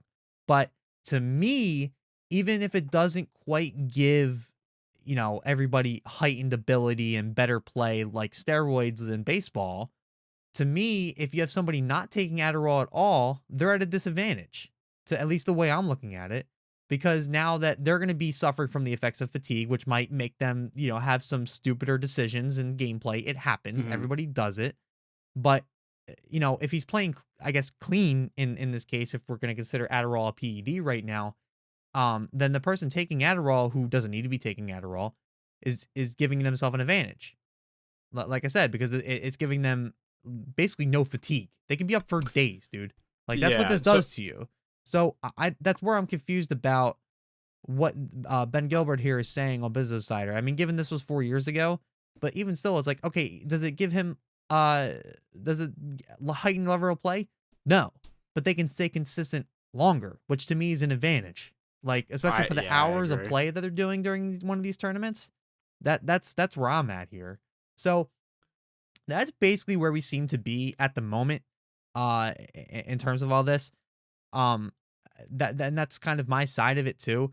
But honestly, I do want to compare this to like the steroid era in baseball and other PEDs, because again, is it going to affect a play? No, but it's an advantage. I definitely want to hear your guys' sides on this too after that timeline there. But that's where I'm at here, honestly. That's really where I'm at in regards to all this. Well, the first thing I'm thinking is that they would have to very clearly define what a performance enhancing drug is, and they would probably have to create an official list of like banned drugs. Right. So and here's the other issue too, and this is something I mentioned earlier, is that yes, some people need the Adderall, like for ADHD, narcolepsy, whatever it is. And I'm positive that there are esports athletes who have ADHD and need the Adderall and actually have a prescription to take the Adderall. And we don't want to punish them, because it would be a shame if Blizzard's like, okay, complete blanket ban on Adderall. Okay? Because then they probably wouldn't be able to play. They probably have to give up their career, because they're I know Adderall has been the center of addiction lately, but it is kind of a lifesaver for people who have those type of disorders. Well, I guess the question is the Adderall allowing them to play at a regular level compared to everyone else, or is it putting the people who need it at a level above everyone else? So I mean, look at a hockey game, right? That's 60 minutes, and a football game that's 60 minutes, right? So that's 60 minutes of play.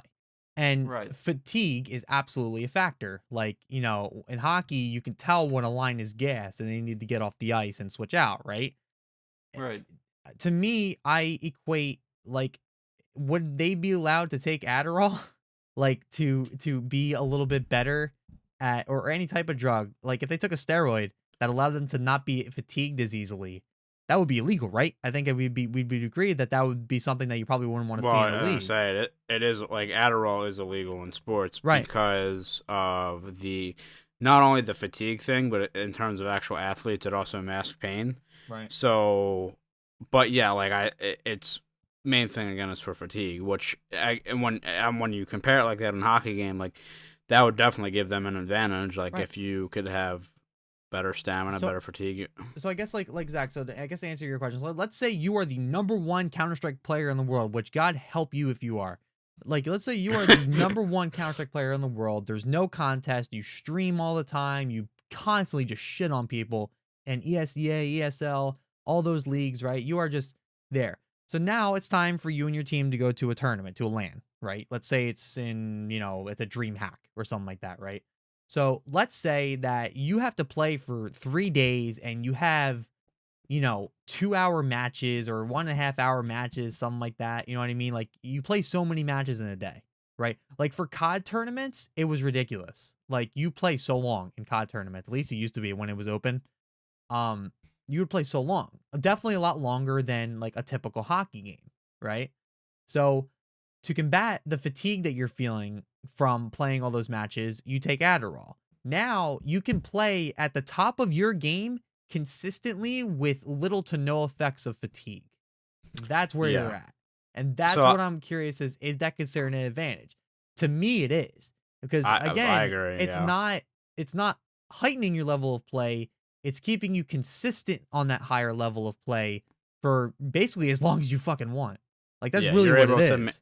You're able to maintain your highest level of play for much longer than anybody else.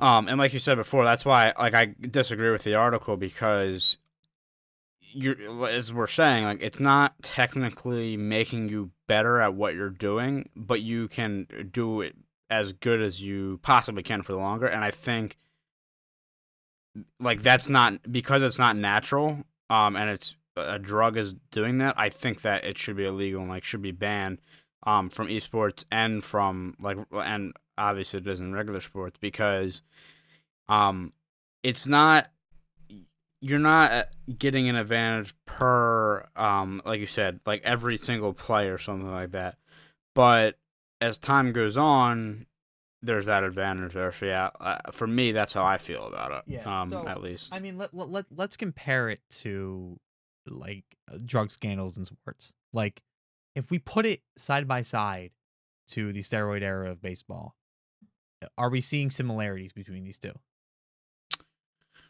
I mean, the thing about the steroid era in baseball is that that was one of those things where, like, essentially on every play, there was you had a advantage over another player, I guess. Well, actually, I shouldn't say that. So, how do I word this? So essentially, like, if you're a batter and you're taking steroids, you didn't essentially have an advantage over a pitcher, but you would have a better chance of being better than other batters. And I think because of the drug, I think that should be illegal. So for me, like, comparing steroids like that do stuff like that to enhance performance enhancing drug essentially. I think it's a little bit different than Adderall. It's hard for me to word this, but it's different, but it's the same at the same time because it's not essentially affecting. It might not be affecting the game as strongly, but there is an effect that you're getting that is helping you that other people don't have, and that should be illegal because at the end of the day, competition should be about you're the best that you, again, all naturally, the best of yourself and the best of another person or another team. Like, there shouldn't be effects that make you better or something like that. So I guess what would you propose for this kind of thing? If we consider Adderall to be an advantage, how do we combat this? Because I keep saying that there are people who need this. Like, right, so you can't alienate people who need it. Right, and I know Zach hates this, and I think we're all in agreement. We hate blanket bans on a lot of things in sports. Zero tolerance policies do not work, and they don't, and it gets really annoying. And you see it happen all the time in sports, even in fucking wrestling.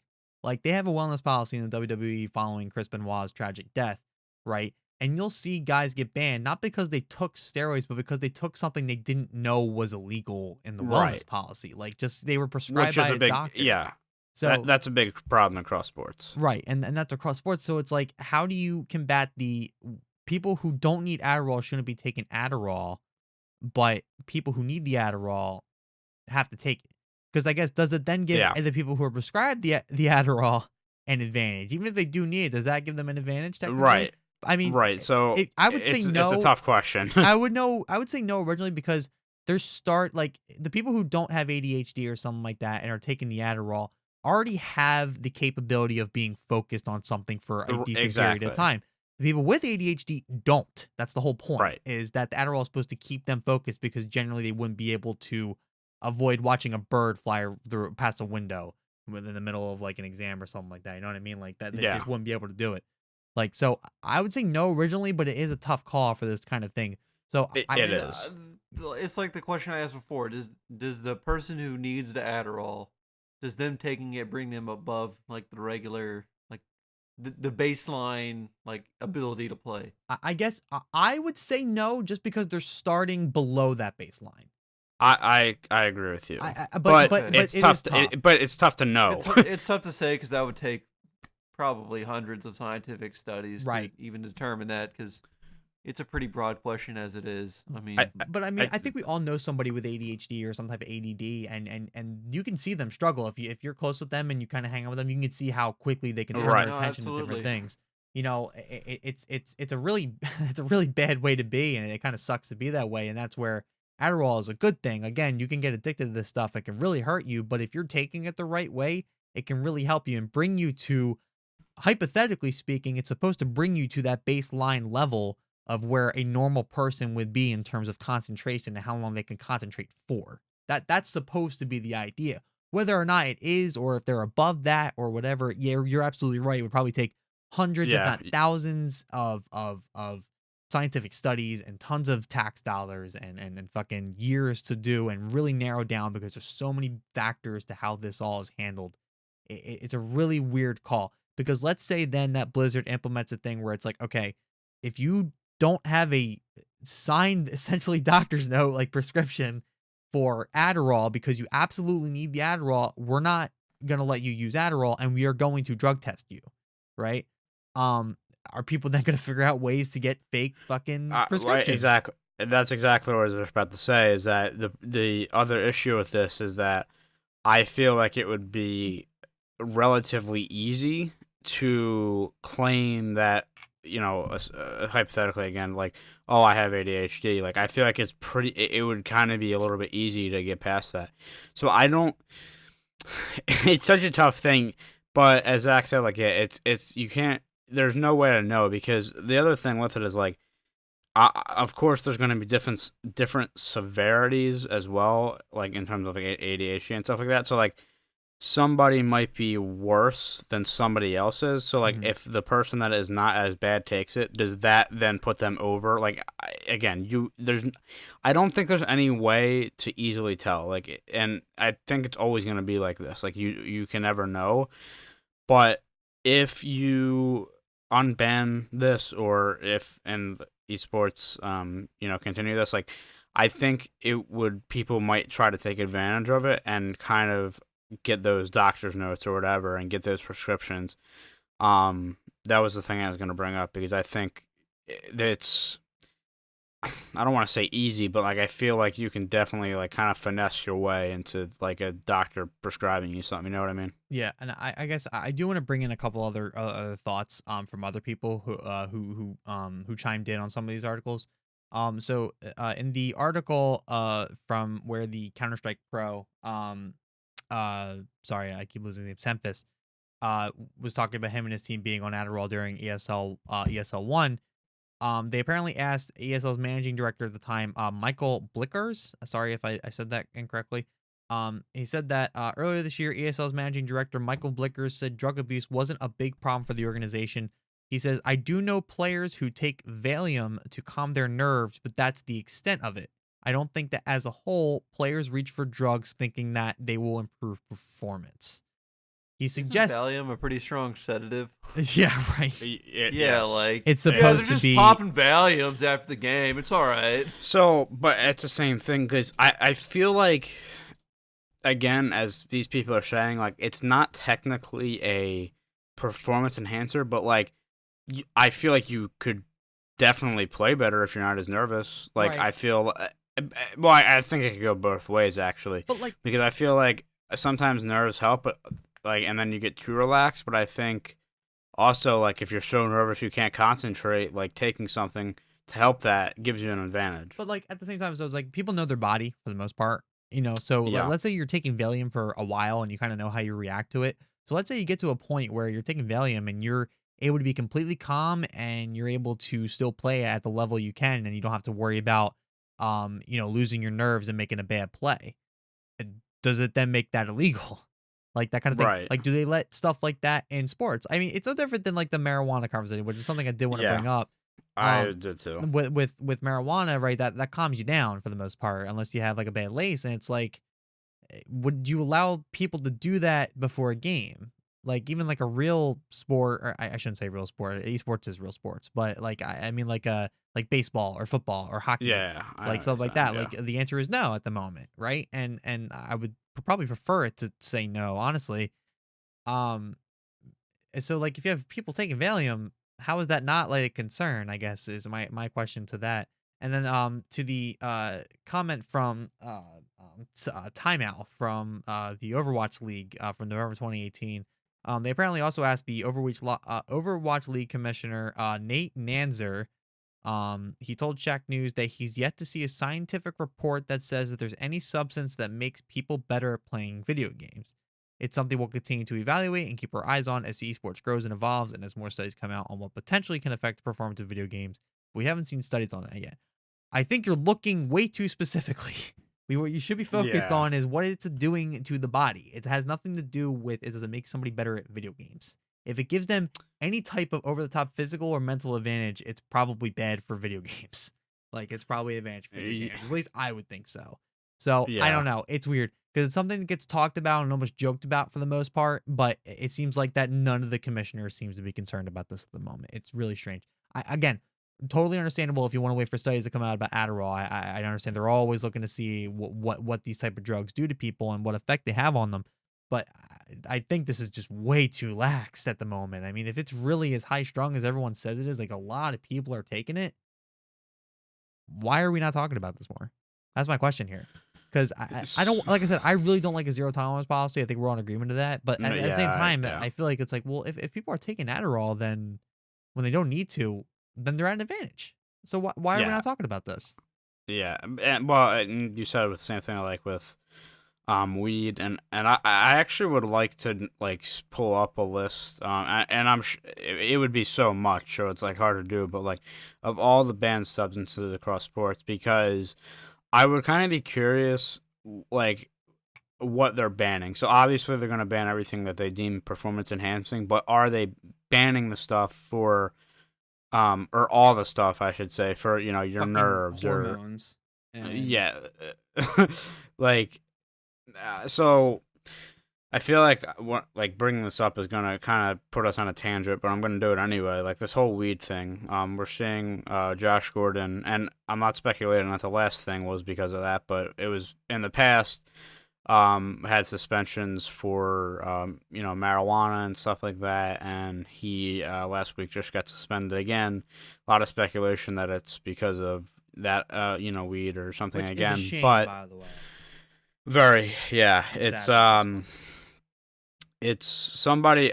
Me and Bobby, I don't know for really what reason, I kind of had a soft spot for him because the thing for me is like he really has so much talent. my It was God. just that I feel like number one, you know, he had a lot of stuff going on that was affecting him and hurting him. Well, obviously the suspensions, and number two, he wasn't getting put in the right situations to succeed. I mean, he played for the Browns, who have had some really bad quarterbacks, and was doing really well on that.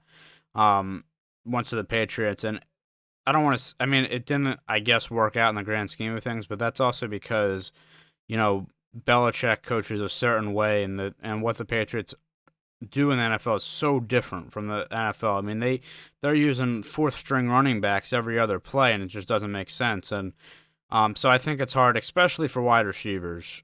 Besides, I guess, like Edelman, to succeed with to really really succeed with the Patriots. You can be good, but over the top. So it's tough, but stuff like that, like I don't know. It's kind of a tough thing, especially with the marijuana, because why? I guess I would be curious, like why it's being smoked, or I guess I don't, yeah, like taken by these players. It's like, is it because of a certain reason? Like, is it helping you with something, or are you just doing it because you want to get high? You know what I mean? Like, I would want to know like what the reason they're taking it is, and then kind of see if like I feel like there might be some reasons that are good enough to be like, okay, there's a reason you're using that, that's fine, but then there's other reasons like, okay, there's no need for that, that's punishable, whatever. I guess that would be my thing. I mean, I know from a non-athletic standpoint, a lot of the reason for anxiety is some pain management, either with like arthritis or hell, people started using cannabis oil for cancer treatment. Yeah. So I know about that, and I also know anxiety is a big one, if not the biggest one, to calm anxiety and depression, because it can Yeah. kind of mellow you out a little bit, you know, depending on what exactly it is you're smoking. But I know that's the big one, and I'm sure that it you know, it would have a pretty okay effect on players. Besides, I guess, you know, some people get like over the top high and don't know really where they are, kind of Yeah, thing. But like, so if we're looking at just the like calming of the nerves factors here, it'd be good for athletes in that regard, and the pain management stuff. Like, I mean, it's definitely. I think everybody at this point is in agreement that, like, you know, smoking a joint is definitely better than taking a lot of the pills that they keep trying to give Exactly. these guys. So, exactly. you know, and then that's where, you know, the MLB has stepped in and finally essentially legalized it for the league, treating it Yeah. almost like alcohol. But you know, if people start turning to marijuana versus a lot of these pills, we're gonna start seeing probably longer careers. We're probably gonna start seeing just, you know, less people falling to addiction and stuff like that. And it's gonna be great for that kind of thing. But it's definitely something you probably wouldn't want to have during a game, like from a league standpoint. Like same thing with the Yeah. Valium or the Adderall. So again, it's interesting. And really with NHL too, like when Canada legalized it, Mm. there was a lot of talk, and we mentioned it before on the podcast. I think Riley Cote and Carcillo were big advocates of, you know, it's a better it's a really good alternative for, you know, these pills that you could be taking. And it's very unfortunate because we see a lot of players, they have I think I brought this on the podcast before. Derek Bugard passed away because of an overdose of drugs he was just taking painkillers because he was in so much pain, and obviously an addiction started, and how many whatever amount he was taking wasn't good enough, so he stepped it up until it eventually killed him. And it's like in situations like that, I feel like marijuana, if it's giving you the positive effects that everybody talks about, I mean, obviously that's better. There's of course a stigma around marijuana from a lot of people, and maybe that's what Reefer needs madness. to be shaked. But I think that again, it's a better alternative now. As you're saying though, like, if it's being used in games, what's the thing there? I don't know. I guess if again, it's one of those things where you have to see where the line is. Like, is it giving an advantage? And I'm gonna be very vague about this because I can't remember where I seen it. I think it was something from the NFL. And a player basically came out and said, yeah, I smoked before every single game, and never got in trouble for That it. was a big guy. Oh too. yeah, I can't remember who that was, but Was yeah, that was recently. Hold on, I'm gonna find this. Was that Steve Smith? I can't remember. But yeah, like that had come out. But then, so I was listening to the Pat McAfee podcast, who was a former punter for the Colts. And this guy's with was with Barstool. I don't know if he's still with Barstool or not. Percy Harvin. Percy Harvin. I knew it was a wide receiver. I just couldn't think of who it was. He said, "There's not a game I played in that I wasn't high." Yeah. How long was his career? I mean, he was around for a while. He definitely he was first round the pick in kicker. 2009 by the Vikings. Won a Super Bowl with the Seahawks in 2014. Yeah, so I was gonna say he quite played a for the while. Vikings for a while. He last appeared in the clearly NFL timed in his- 2016, so he had a near 10-year career. Yeah.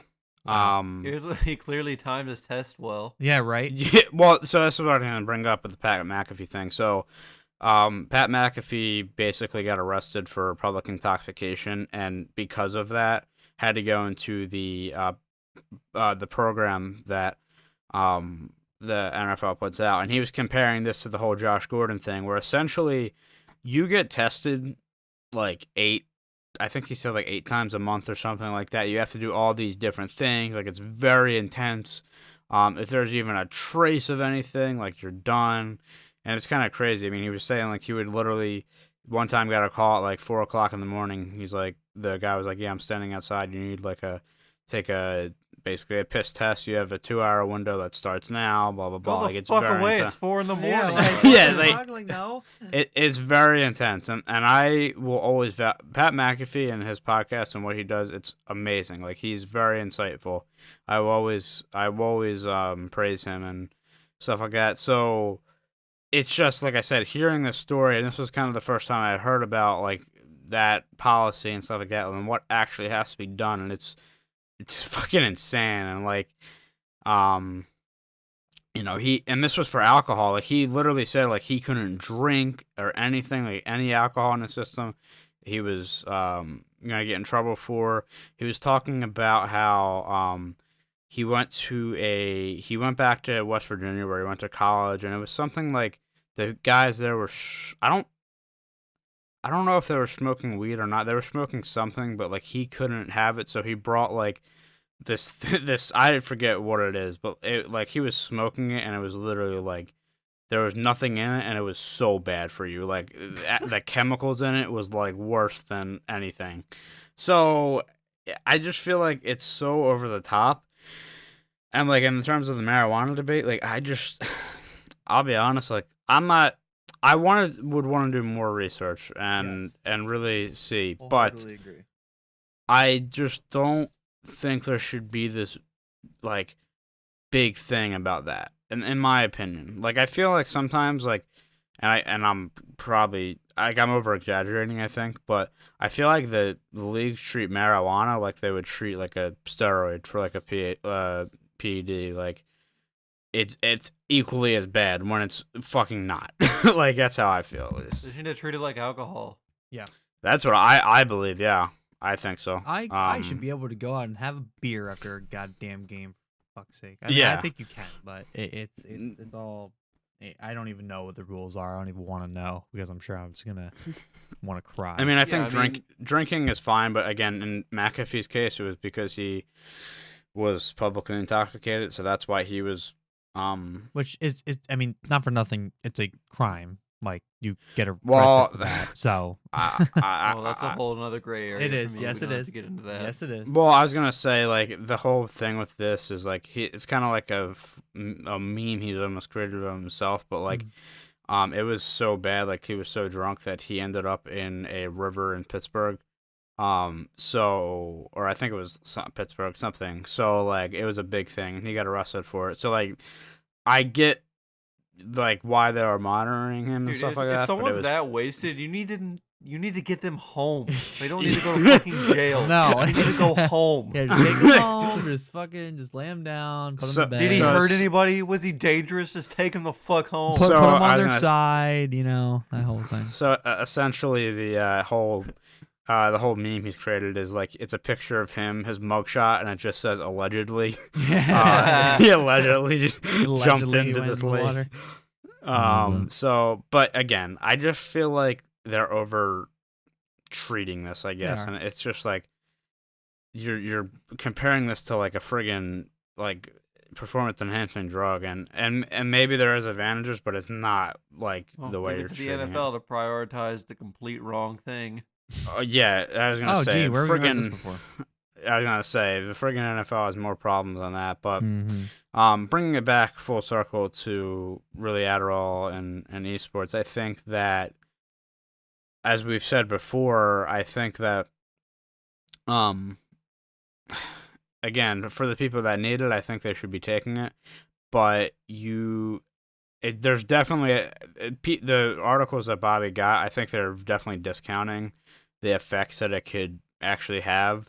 I won't do this, but I was gonna say I would be interesting to just kind of feel what that feels like playing video games. Like we play video games all the time, and after a while, I'm just kind of like checked out. Like I'm just like this is whatever Oh, you now. could definitely pull it on there. Like me and Tyler are Oh, talking yeah. about playing cards later, and I honestly think he could just completely swing the table. That's why I'm like I would never do it, but like it is interesting to me, and maybe I'm a little too curious. I don't know, but just like Don't you dare. oh, I'm not gonna do it. I'm just saying like, a lot of this stuff like I'm very curious about No, I because like agree. it's I'm so with you. over talked about, and I'm I'm with like I wonder how that would affect me. Yep. You know? No, I'm absolutely with you on that one. Yep. But yeah, I think for I guess to give an answer to this whole thing, I think for me, I think it should kind of be a banned substance and in esports. Now, I think there should be like, and this is maybe tough, but I think there should be like that silver lining or that other side for the people. There that should need it. definitely be some sort of regulation for it, Yeah. for sure. Oh I mean, yeah. Easily. It shouldn't just be you can take it, whatever. I don't give a fuck. Like do drugs, Yeah. have fun. Yeah, no, I agree with that. Do That's a drugs, good, kids. you that's a good way to put it. That's a good way to put it. Though there definitely needs to be some regulation on it, if anything, Because But I with- mean, if there's someone taking Adderall and they're finishing first place in every tournament, every game, Yeah. like okay, Like, Yeah. Then again, I mean, if you're finishing first place every time, no matter what you're on, I mean, you're just a freak of nature as it is. Yep. No. Yeah. Totally agree. But yeah, it's hard to say. It's hard to say what the answer is for that because It's gonna take someone to people die. need it, and some people are using it to enhance their play. So Yep. It's tough because this is like a very vague statement, but like every situation has its own situation. Like there's nothing that's like the same. So like what might work for somebody might not work for anything else, or like what might be enforced in a league, like it might be different for something else, like the effects. So it's tough to really narrow down, but I mean that's how it is really. Yeah. And as far as sports, or as far as esports rather, As Zach said, it's a good way to put it. I think it needs to be regulated better, and like the fact that you pulled that interview or the commissioner you said or something. Yeah. So it was in the. They mentioned the stuff in the articles, the 2 articles that I pulled from. I think from both of them are from Vice. Yeah, so both from Vice. One of them was ESL's managing director, Michael Blickers, and him. Overwatch League, like, Nate Enzer. Yeah, like the fact that like the way he said it was just kind of I know appalling players to who me. take Valium, but that's it. That's very appalling to me. Yeah, the Ben Gilbert was the writer for the Business Insider article where he's like, yeah, Adderall's not a PED. It's like, well, Yeah. you're kind of right, but not really. So Right. I don't know. At least that's the way I'm looking at it anyway. And with that, we will end the discussion there and move on to our picks for this week. Picks. Yeah, I was gonna say we missed last week because no podcast. Because we suck at but this. I feel like I haven't given an update on the standings in a while, so I'm gonna do that because need to keep people informed. So Brandy's still in first place with 29 points. He's 29 and 21, but your boy is catching up. I've made some strides over the past 2 weeks to close the gap. I'm at 28 points, 27 and 23. Bobby, got some work to do, but I will say you've been hitting a lot recently. So you're at 21 points, so it's 21. I'm the late comeback, 21, all right? 29. I'm just I come back late. I come back down the home stretch, all right? So yeah, we have 4 games on the slate this week. The huge game in the terrible NFC East this year, the Dallas Cowboys at the Philadelphia Eagles. Dallas is favored in that game by 2.5 points. I should say when I pulled this, they were favored by 2.5 points. It always changes. Then we got Green Bay versus Minnesota. Minnesota is a 5.5 favorite, which is a little weird to me. But anyway. Then we have the meme game that I had to add. The 1 and 12, 1 and 13 Cincinnati Bengals versus the 3 and I think 12 Miami Dolphins. It's the ultimate tank bowl. And then finishing it off with a big top 10 matchup in college basketball this weekend, Ohio State versus Kentucky. So I have Brandy's picks as well, so he's not going to be left out. But let's start off with the Eagles-Dallas game. I am so fucking excited for this goddamn game. I was going to say, like, being from this area, and I'm sure you can see it from across the nation, but, you know, this game, every time it happens, whenever the Eagles play the Cowboys, it is legit a huge deal. Like, in this area, that's all anybody talks about. It doesn't matter if both teams are out of the playoffs. If these two are fighting each other, it is the absolute Super Bowl of the Eagles fan season. And I don't know if it's because they want to just be different or something, but I feel like we have a lot of Cowboys fans in, like, the South Jersey area. So like I said, I don't know if it's because they want to hate the Eagles or something, but dude, the Cowboys are just like the Bills, man. They have like just fans throughout the country. Like they have a cult following of fans, just like the Bills do. It's America's team, so America's team. But anyway, America's team. I was gonna say that's something that I don't agree with. That's a reach. Please. But anyway, so this game is huge. Dallas wins this game. That eliminates Philly. Philly wins this game. It doesn't eliminate Dallas, but I believe Philly would have to lose next week to the Giants, and Dallas would have to beat the Redskins, which is not out of the realm of possibility, of course, but this game is really going to determine that. I really wanted to see, by the way, a team go 7-9 and win the NFC East. Like I really want that. Like I think that's so dumb.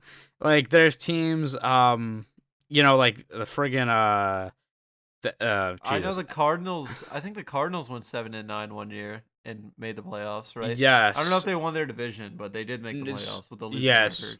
Well, I would assume it would be their division because, well, I don't know. Either way, like, it's so undeserving. I hate that because that's why I like in other sports with, like, the whole conference, 1 through 8 or whatever.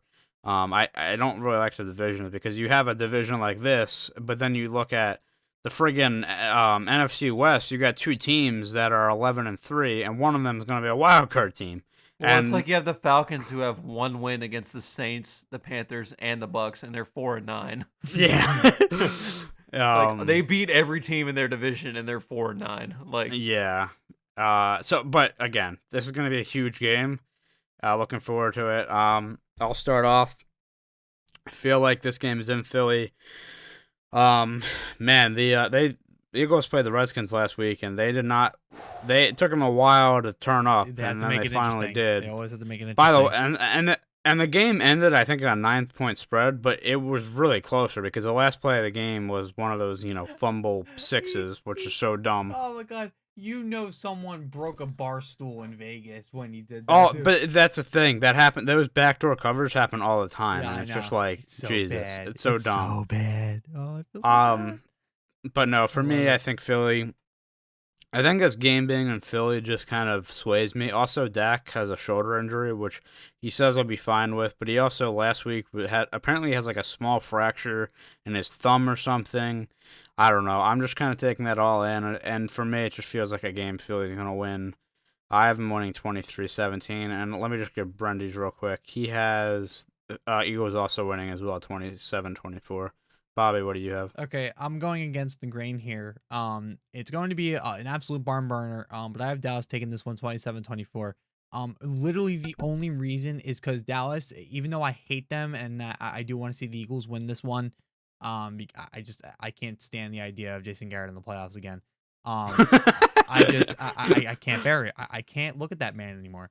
So, here's the thing. At the end of the day, Dallas still has a lot of the weapons that the Eagles just don't have right now because they have just completely caught the Injuries. injury bug this year. Yeah. And as much as Carson Wentz has still been absolutely unbelievable, that one bullet pass that he had in the end zone last Yes. week was what a Insane. rocket. That was such a good pass. I watched that. Unbelievable. I was in Delaware doing some Christmas shopping, and I was in like a sports shop and they had the game on. I stopped to watch it for a little bit because the Eagles were in the red zone, and I completely lost sight of the ball. I thought it got picked off, but no, it was an absolute laser touchdown. Reminding me Carson Wentz still can do it, man. It's been tough with him this season, and I've been on the edge about him over the past few weeks. But he's still here, man, and he can definitely do some damage. I just don't know if they're going to be able to finish the job with Dallas. I kind of have a feeling Dallas is going to have a runaway lead at the end. The Eagles are going to get hot toward the later part of the second half, and the Eagles are just not going to be able to come back from it. So I think Dallas has this one, even though I hate to say that out loud. No, I actually think that's possible because I feel like the Eagles it takes them like a half to finally get going. Yep, it So- is. They're very streaky. They're extremely streaky, and especially with the injury bug, they can't be as consistent as you would like to see them be. And really, who's carrying them at this point? I think it's Goddard, right? Yeah, he's been a really good weapon for them. And Which yes, was the thing. Ertz is there, but Ertz is good for red zone, and that's essentially it. So my uncle is a Redskins fan, and he was pissed because he's like, they're just gonna throw to their two tight ends, like that's what and their running back. That's all they were doing all game. Then they had that one wide receiver. Well, this has been the Patriots for the past couple of years with Gronk. I can't think of his name. Who yeah. finally started catching passes? For Oh, the Eagles, Whiteside? but all game. Whiteside. No. I had him in fantasy Yes, and you he had did. nothing. Yes, it you was did. the other one. Yeah, It was the other one. I think that I agree with you. The injury bug has been crazy with them this year. The next game we have is the Monday Night Football game, which is going to be huge for seeding in the NFC. It's the Packers and the Vikings. The Vikings, both teams are already in the playoffs, but obviously it's going to be who wins this division. Who gets to play golf the week before the playoffs start? Yeah, really. The Packers currently have a 1-game lead in the division, but that can all change. So I'll start off. Like I said, I'm a little bit interested by the betting lines in this. Favored 5.5 to the Vikings, or -5.5 to the Vikings. It's also weird to me too because I'm pretty sure Dalvin Cook isn't going to be playing, which is huge. So that's why I'm like really confused why that is. Having said all that, though, I do think they're going to win. I have them winning 34-24. Like I said, just interesting to me. But I kind of want them to win just because I want the last game of the season to come down to like who's going to win that division. and that's going to have a big effect on the playoff. The playoff rankings. Brundy has the Packers winning 30-20, and Bobby, what do you got? All right, so I got Green Bay winning this one 28-20. I'm a lot bigger of a believer in the Packers than I am the Vikings at the moment. Just because of Aaron Rodgers. And I know defense hasn't been quite a thing for them. They kind of started to figure it out, but they don't quite have it. So I do think Minnesota is still going to kind of unload on them just a tiny bit. But at the end of the day, I mean, the Packers offense is just straight clutch at this point. Aaron Rodgers does have weapons at his disposal, and I think he'll use them to the best ability, especially with a game like this with a lot on the line for seeding. So I think he's just going to pull this one out for Green Bay, and I got them 28-20. The next game, as I said before, Tank Bowl. I'm so excited. I remember in the NFL preview show we did, I said that this game is going to be really important in terms of who gets the number 1 overall pick. And currently the Bengals have 1 win and the Dolphins have 3. So with 2 games left, it's looking good. However, things can change. And that's why for my pick, I'm picking the Cincinnati Bengals to win 12-10. And I'll tell you why. Oh my God. You're I'm just only doing this for picking the memes. Fuck you. No. I'm only picking this because the Bengals should want to lose this game, but I know they'll win this game, so they fuck everything up. Yep. Because they would have if they lose this game, they have the number 1 pick. They pick, maybe Tua. I don't know now with the injury or whatever. Or what's his name from LSU, right? I think is that. Joe Burrow, yeah. One of those, like you take your franchise quarterback, whatever. But it's the Bengals, and they just know how to fuck things up, and that's literally the only reason I'm picking them to win this game. I see them kicking 4 field goals and winning, so that's why I have them winning 12-10. Let's see. Brundy has Miami winning 30-24. Having said that, though, I will say that I could definitely see like Fitzpatrick throwing for 6 touchdowns this game, like no joke. So we'll have to see. But that's a feeling I have. But what do you have? Cincinnati completes the tank. Miami kicks the shit out of them 28-10, and Devontae Parker has 3 of those touchdowns. That's what I got here. Oh, my guy. Randy dude, Moss Jr. Miami can pull it off, and I think they kind of just want to lay one final beat down before they go home. And Cincinnati, it doesn't matter. Complete the tank. Fulfill your destiny. Get your goddamn quarterback. Please, dear God, get rid of Andy Dalton once and for all. Take him out like Old Yeller. Get him out of your franchise. Get him out of your team. Let it be done and over with and start anew again because, oh my God, it's so bad watching you guys play. Like Joe Mixon and AJ Green, I feel so bad for you two. I am so sorry. Okay, moving on. Yeah. So anyway, there you go. But yeah, it's just gonna be a funny game to watch. Last game, college basketball, OSU versus Kentucky. So Ohio State this year has kind of come out of nowhere, like Michigan as well. I think Ohio State was ranked to begin the year. I'm not actually positive about that, but they've shot up the rankings. Kentucky has always been Kentucky, but they've had a couple of tough losses this year. But it's a 5 versus 6. This game is played on a neutral site in Vegas at T-Mobile Arena.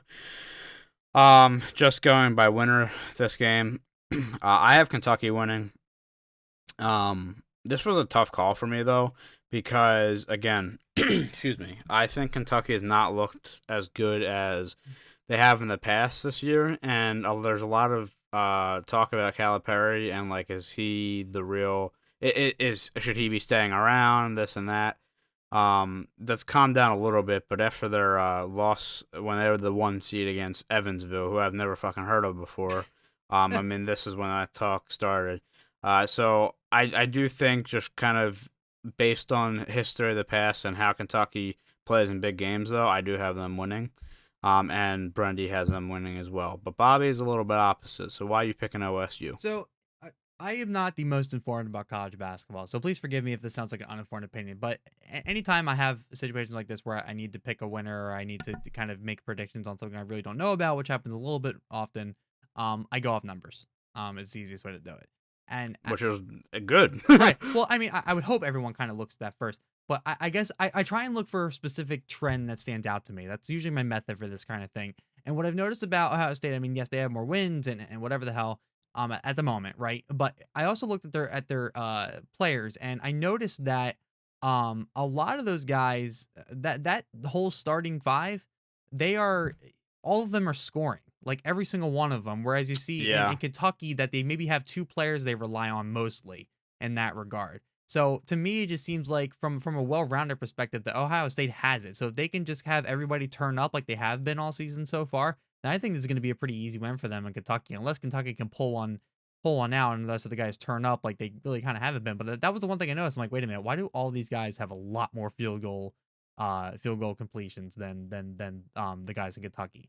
So that's what I was looking at. That's what stood out to me. So based on just that trend by itself and just based on record, I'm going with Ohio State in this one, even though I hate saying that because I can't stand that goddamn university with every fiber of my being. So I'm giving Ohio State this one. Yeah, one of their players this year that I remember last year, Caleb Wesson, was one of the guys that was not a thorn in Michigan's side, but I remember them playing, and I was like, yeah, this is their best player, and he's really balled out this year. So, but no, in your case, going by numbers, I mean, that's what should be looking at trends. Yeah, I mean, that's what I do too. So.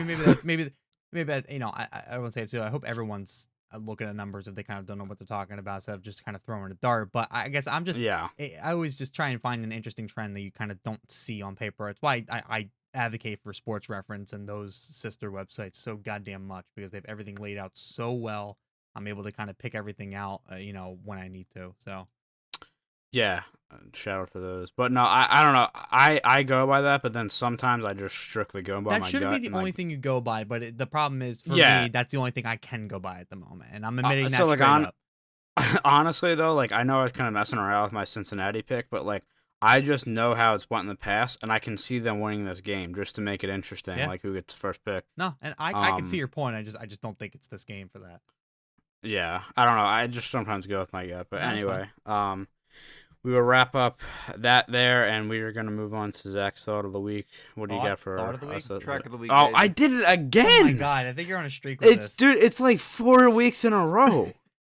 Bro, all right. You want to try again? You want to take 2? Now, thought of the week, track of the week, who cares? Wait. I think he wants to take 2. I think Tyler needs to redeem himself here. All right, here we go. All right, ready? Yeah. Roll it back. I almost record right now. Spinning it back. All right, here we go. All right. So that is going to wrap up our picks for this week. Now we move on to Zach's track of the week. What do you got for us this week? Could have made it a little more natural, but we'll take it. No, this week I got a drum and bass song. I've been digging the fuck out of drum and bass lately. Really? There's this one guy named I think it's a duo. I'm not sure if it is or not, but one or two guys, they go by DC Breaks. At the beginning of one of their mixes, they say, if you polish your car to drum and bass, you'll polish it quickly. All right, cool. So this week's track of the week is called "Only Words" by Phentix. And I will play Bobby. And let's clip of that. let's roll that clip.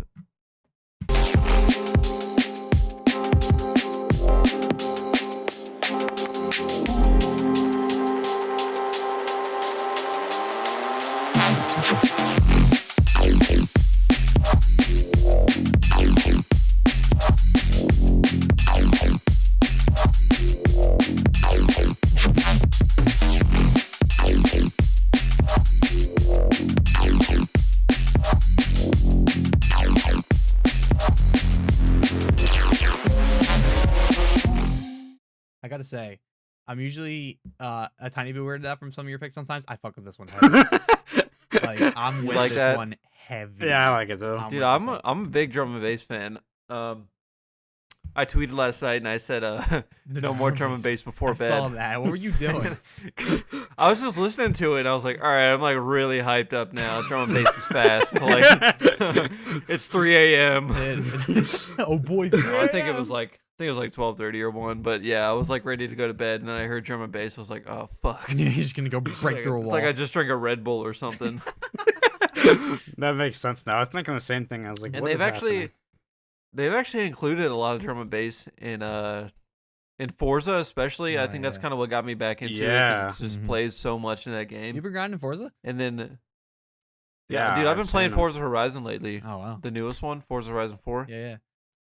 Yeah, and then And then Rocket League has a surprising amount of EDM, especially drum and bass and house. Well, they have a partnership with Monster Cat. So Monster Cat's been Oh shit! I didn't even know that. yeah, That's awesome. they've had it since the beginning of the game, I think. So Monster Cat actually releases compilation records for Rocket League, and then that's what goes on the soundtrack a lot of the time. So they even have like stuff in the shop for Rocket League. You can get like a Monster Cat flag and stuff like that. So they're a very close partnership, and yeah, right. so, And I know they have Dead Mouse on there too. Yeah. So they've got the Dead Mouse helmet you can get on your. yeah. Dead on your Mouse would car. stream that game when he actually streamed. Like that was one game he'd play a lot. There's actually a clip during a show. He was just kind of messing around and he put the Rocket League loading screen on the cube. And he was like, I swear to God, I will figure out how to play Rocket League on this thing one day in the middle of a show. Like, it's a really funny clip, actually. So he was really into that game for a while. But yeah, they have a really good selection of electronic music. He has like a big dark room at his house where he just experiments with his cube. You need to go watch, if anybody's interested in, and is kind of like a tech nerd, but is just interested in Dead Mouse, go look up his house tour that Linus Tech Tips did. You get a tour of his studio and basically his house and where he does all of his gaming and streaming and stuff like that. It's insanely cool. I actually used it for a report. I did a report on my music class about him, and I used that video.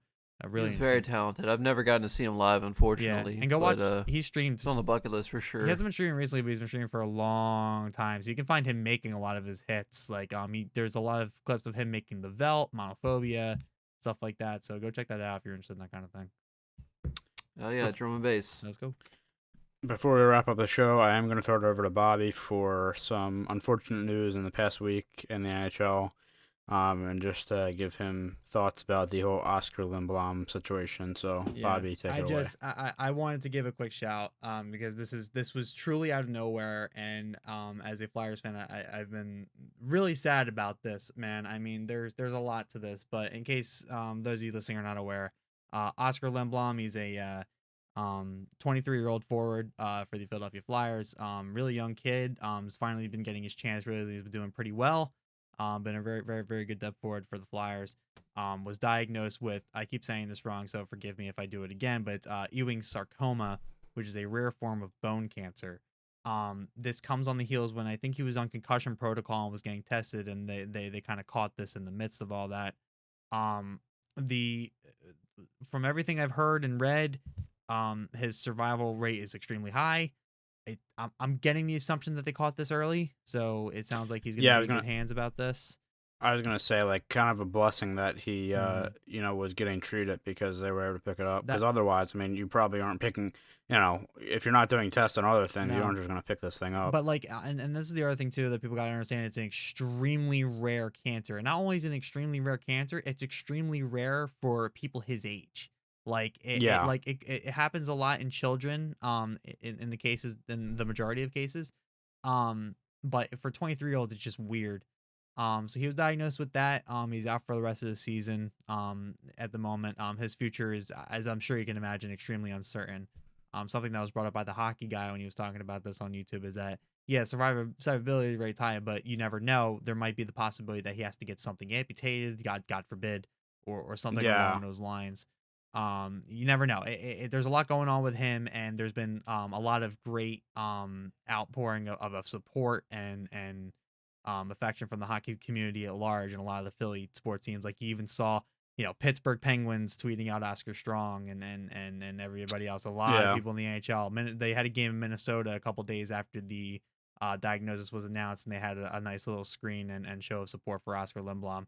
Because at the end of the day, man, I mean, look, hockey's just a game. Hockey, some things are bigger than the hockey, and this is one of them. You have a young kid, 23 years old, getting cancer, and cancer is no joke, man. I mean, it's a terrible thing to witness. So I just wanted to give him a shout out here, even though he'll probably never see it. But from somebody who has admired what he's done as a Flyer, and from what I've read, he's apparently just an outstanding dude. Just off the ice, just he's that guy. And I really just want to give him a shout out on that. We're all rooting for you here. I really hope you beat the fuck out of this. I really do. I think you have the courage, and I think you have the mentality to be as strong as you possibly can be and beat this thing. So we're all Oscar Strong. We're all behind you, and fuck cancer. Very well said. And yes, best wishes to Oscar and everybody in the Flyers organization, because I know definitely not an easy thing to deal with. No, and you saw it in the past couple of games. I mean, I say that as they're currently beating shit out of Buffalo, but yeah, I was gonna say yeah. it's like 6-0. Yeah, so I mean, but it was definitely hurting everybody. I mean, you saw Claude Giroux getting choked up. It's not fun, man. I mean, it just hurts everybody. Sorry to end on a somber note, but I really no. I was gonna say no, definitely. But with that, we are gonna end the podcast. This has been episode 44. We'll be back next week for episode 45 at some point. Or actually, we might not be. I just realized It's Christmas is next week. It is Christmas. Holy next fuck! week. I literally, I legit forgot about that. Okay, so we will actually keep you posted. If you would like to follow us on Twitter, where we basically tweet everything, and Brendy and myself, I will say, I've been doing a really good job on there. At Complay Network. But yeah, Jesus Christ, it's so weird. Christmas is literally, I think, Christmas what, is 6 here. days And away. if you don't celebrate Christmas, enjoy your day off. Yeah, yeah, honestly. Happy holidays. Happy Yes. Hanukkah. I think Hanukkah starts today or like the next couple of days. And Yes, Kwanzaa, yeah. I forget when. But yeah, happy holidays to everybody. So again, we will let you know about that. But again, a lot of stuff in the works for this upcoming episode. So on that note, we will end it. This has been episode 44 of the podcast. We hope to see you next time for episode 45. But until then, thanks for watching. We'll see you next time.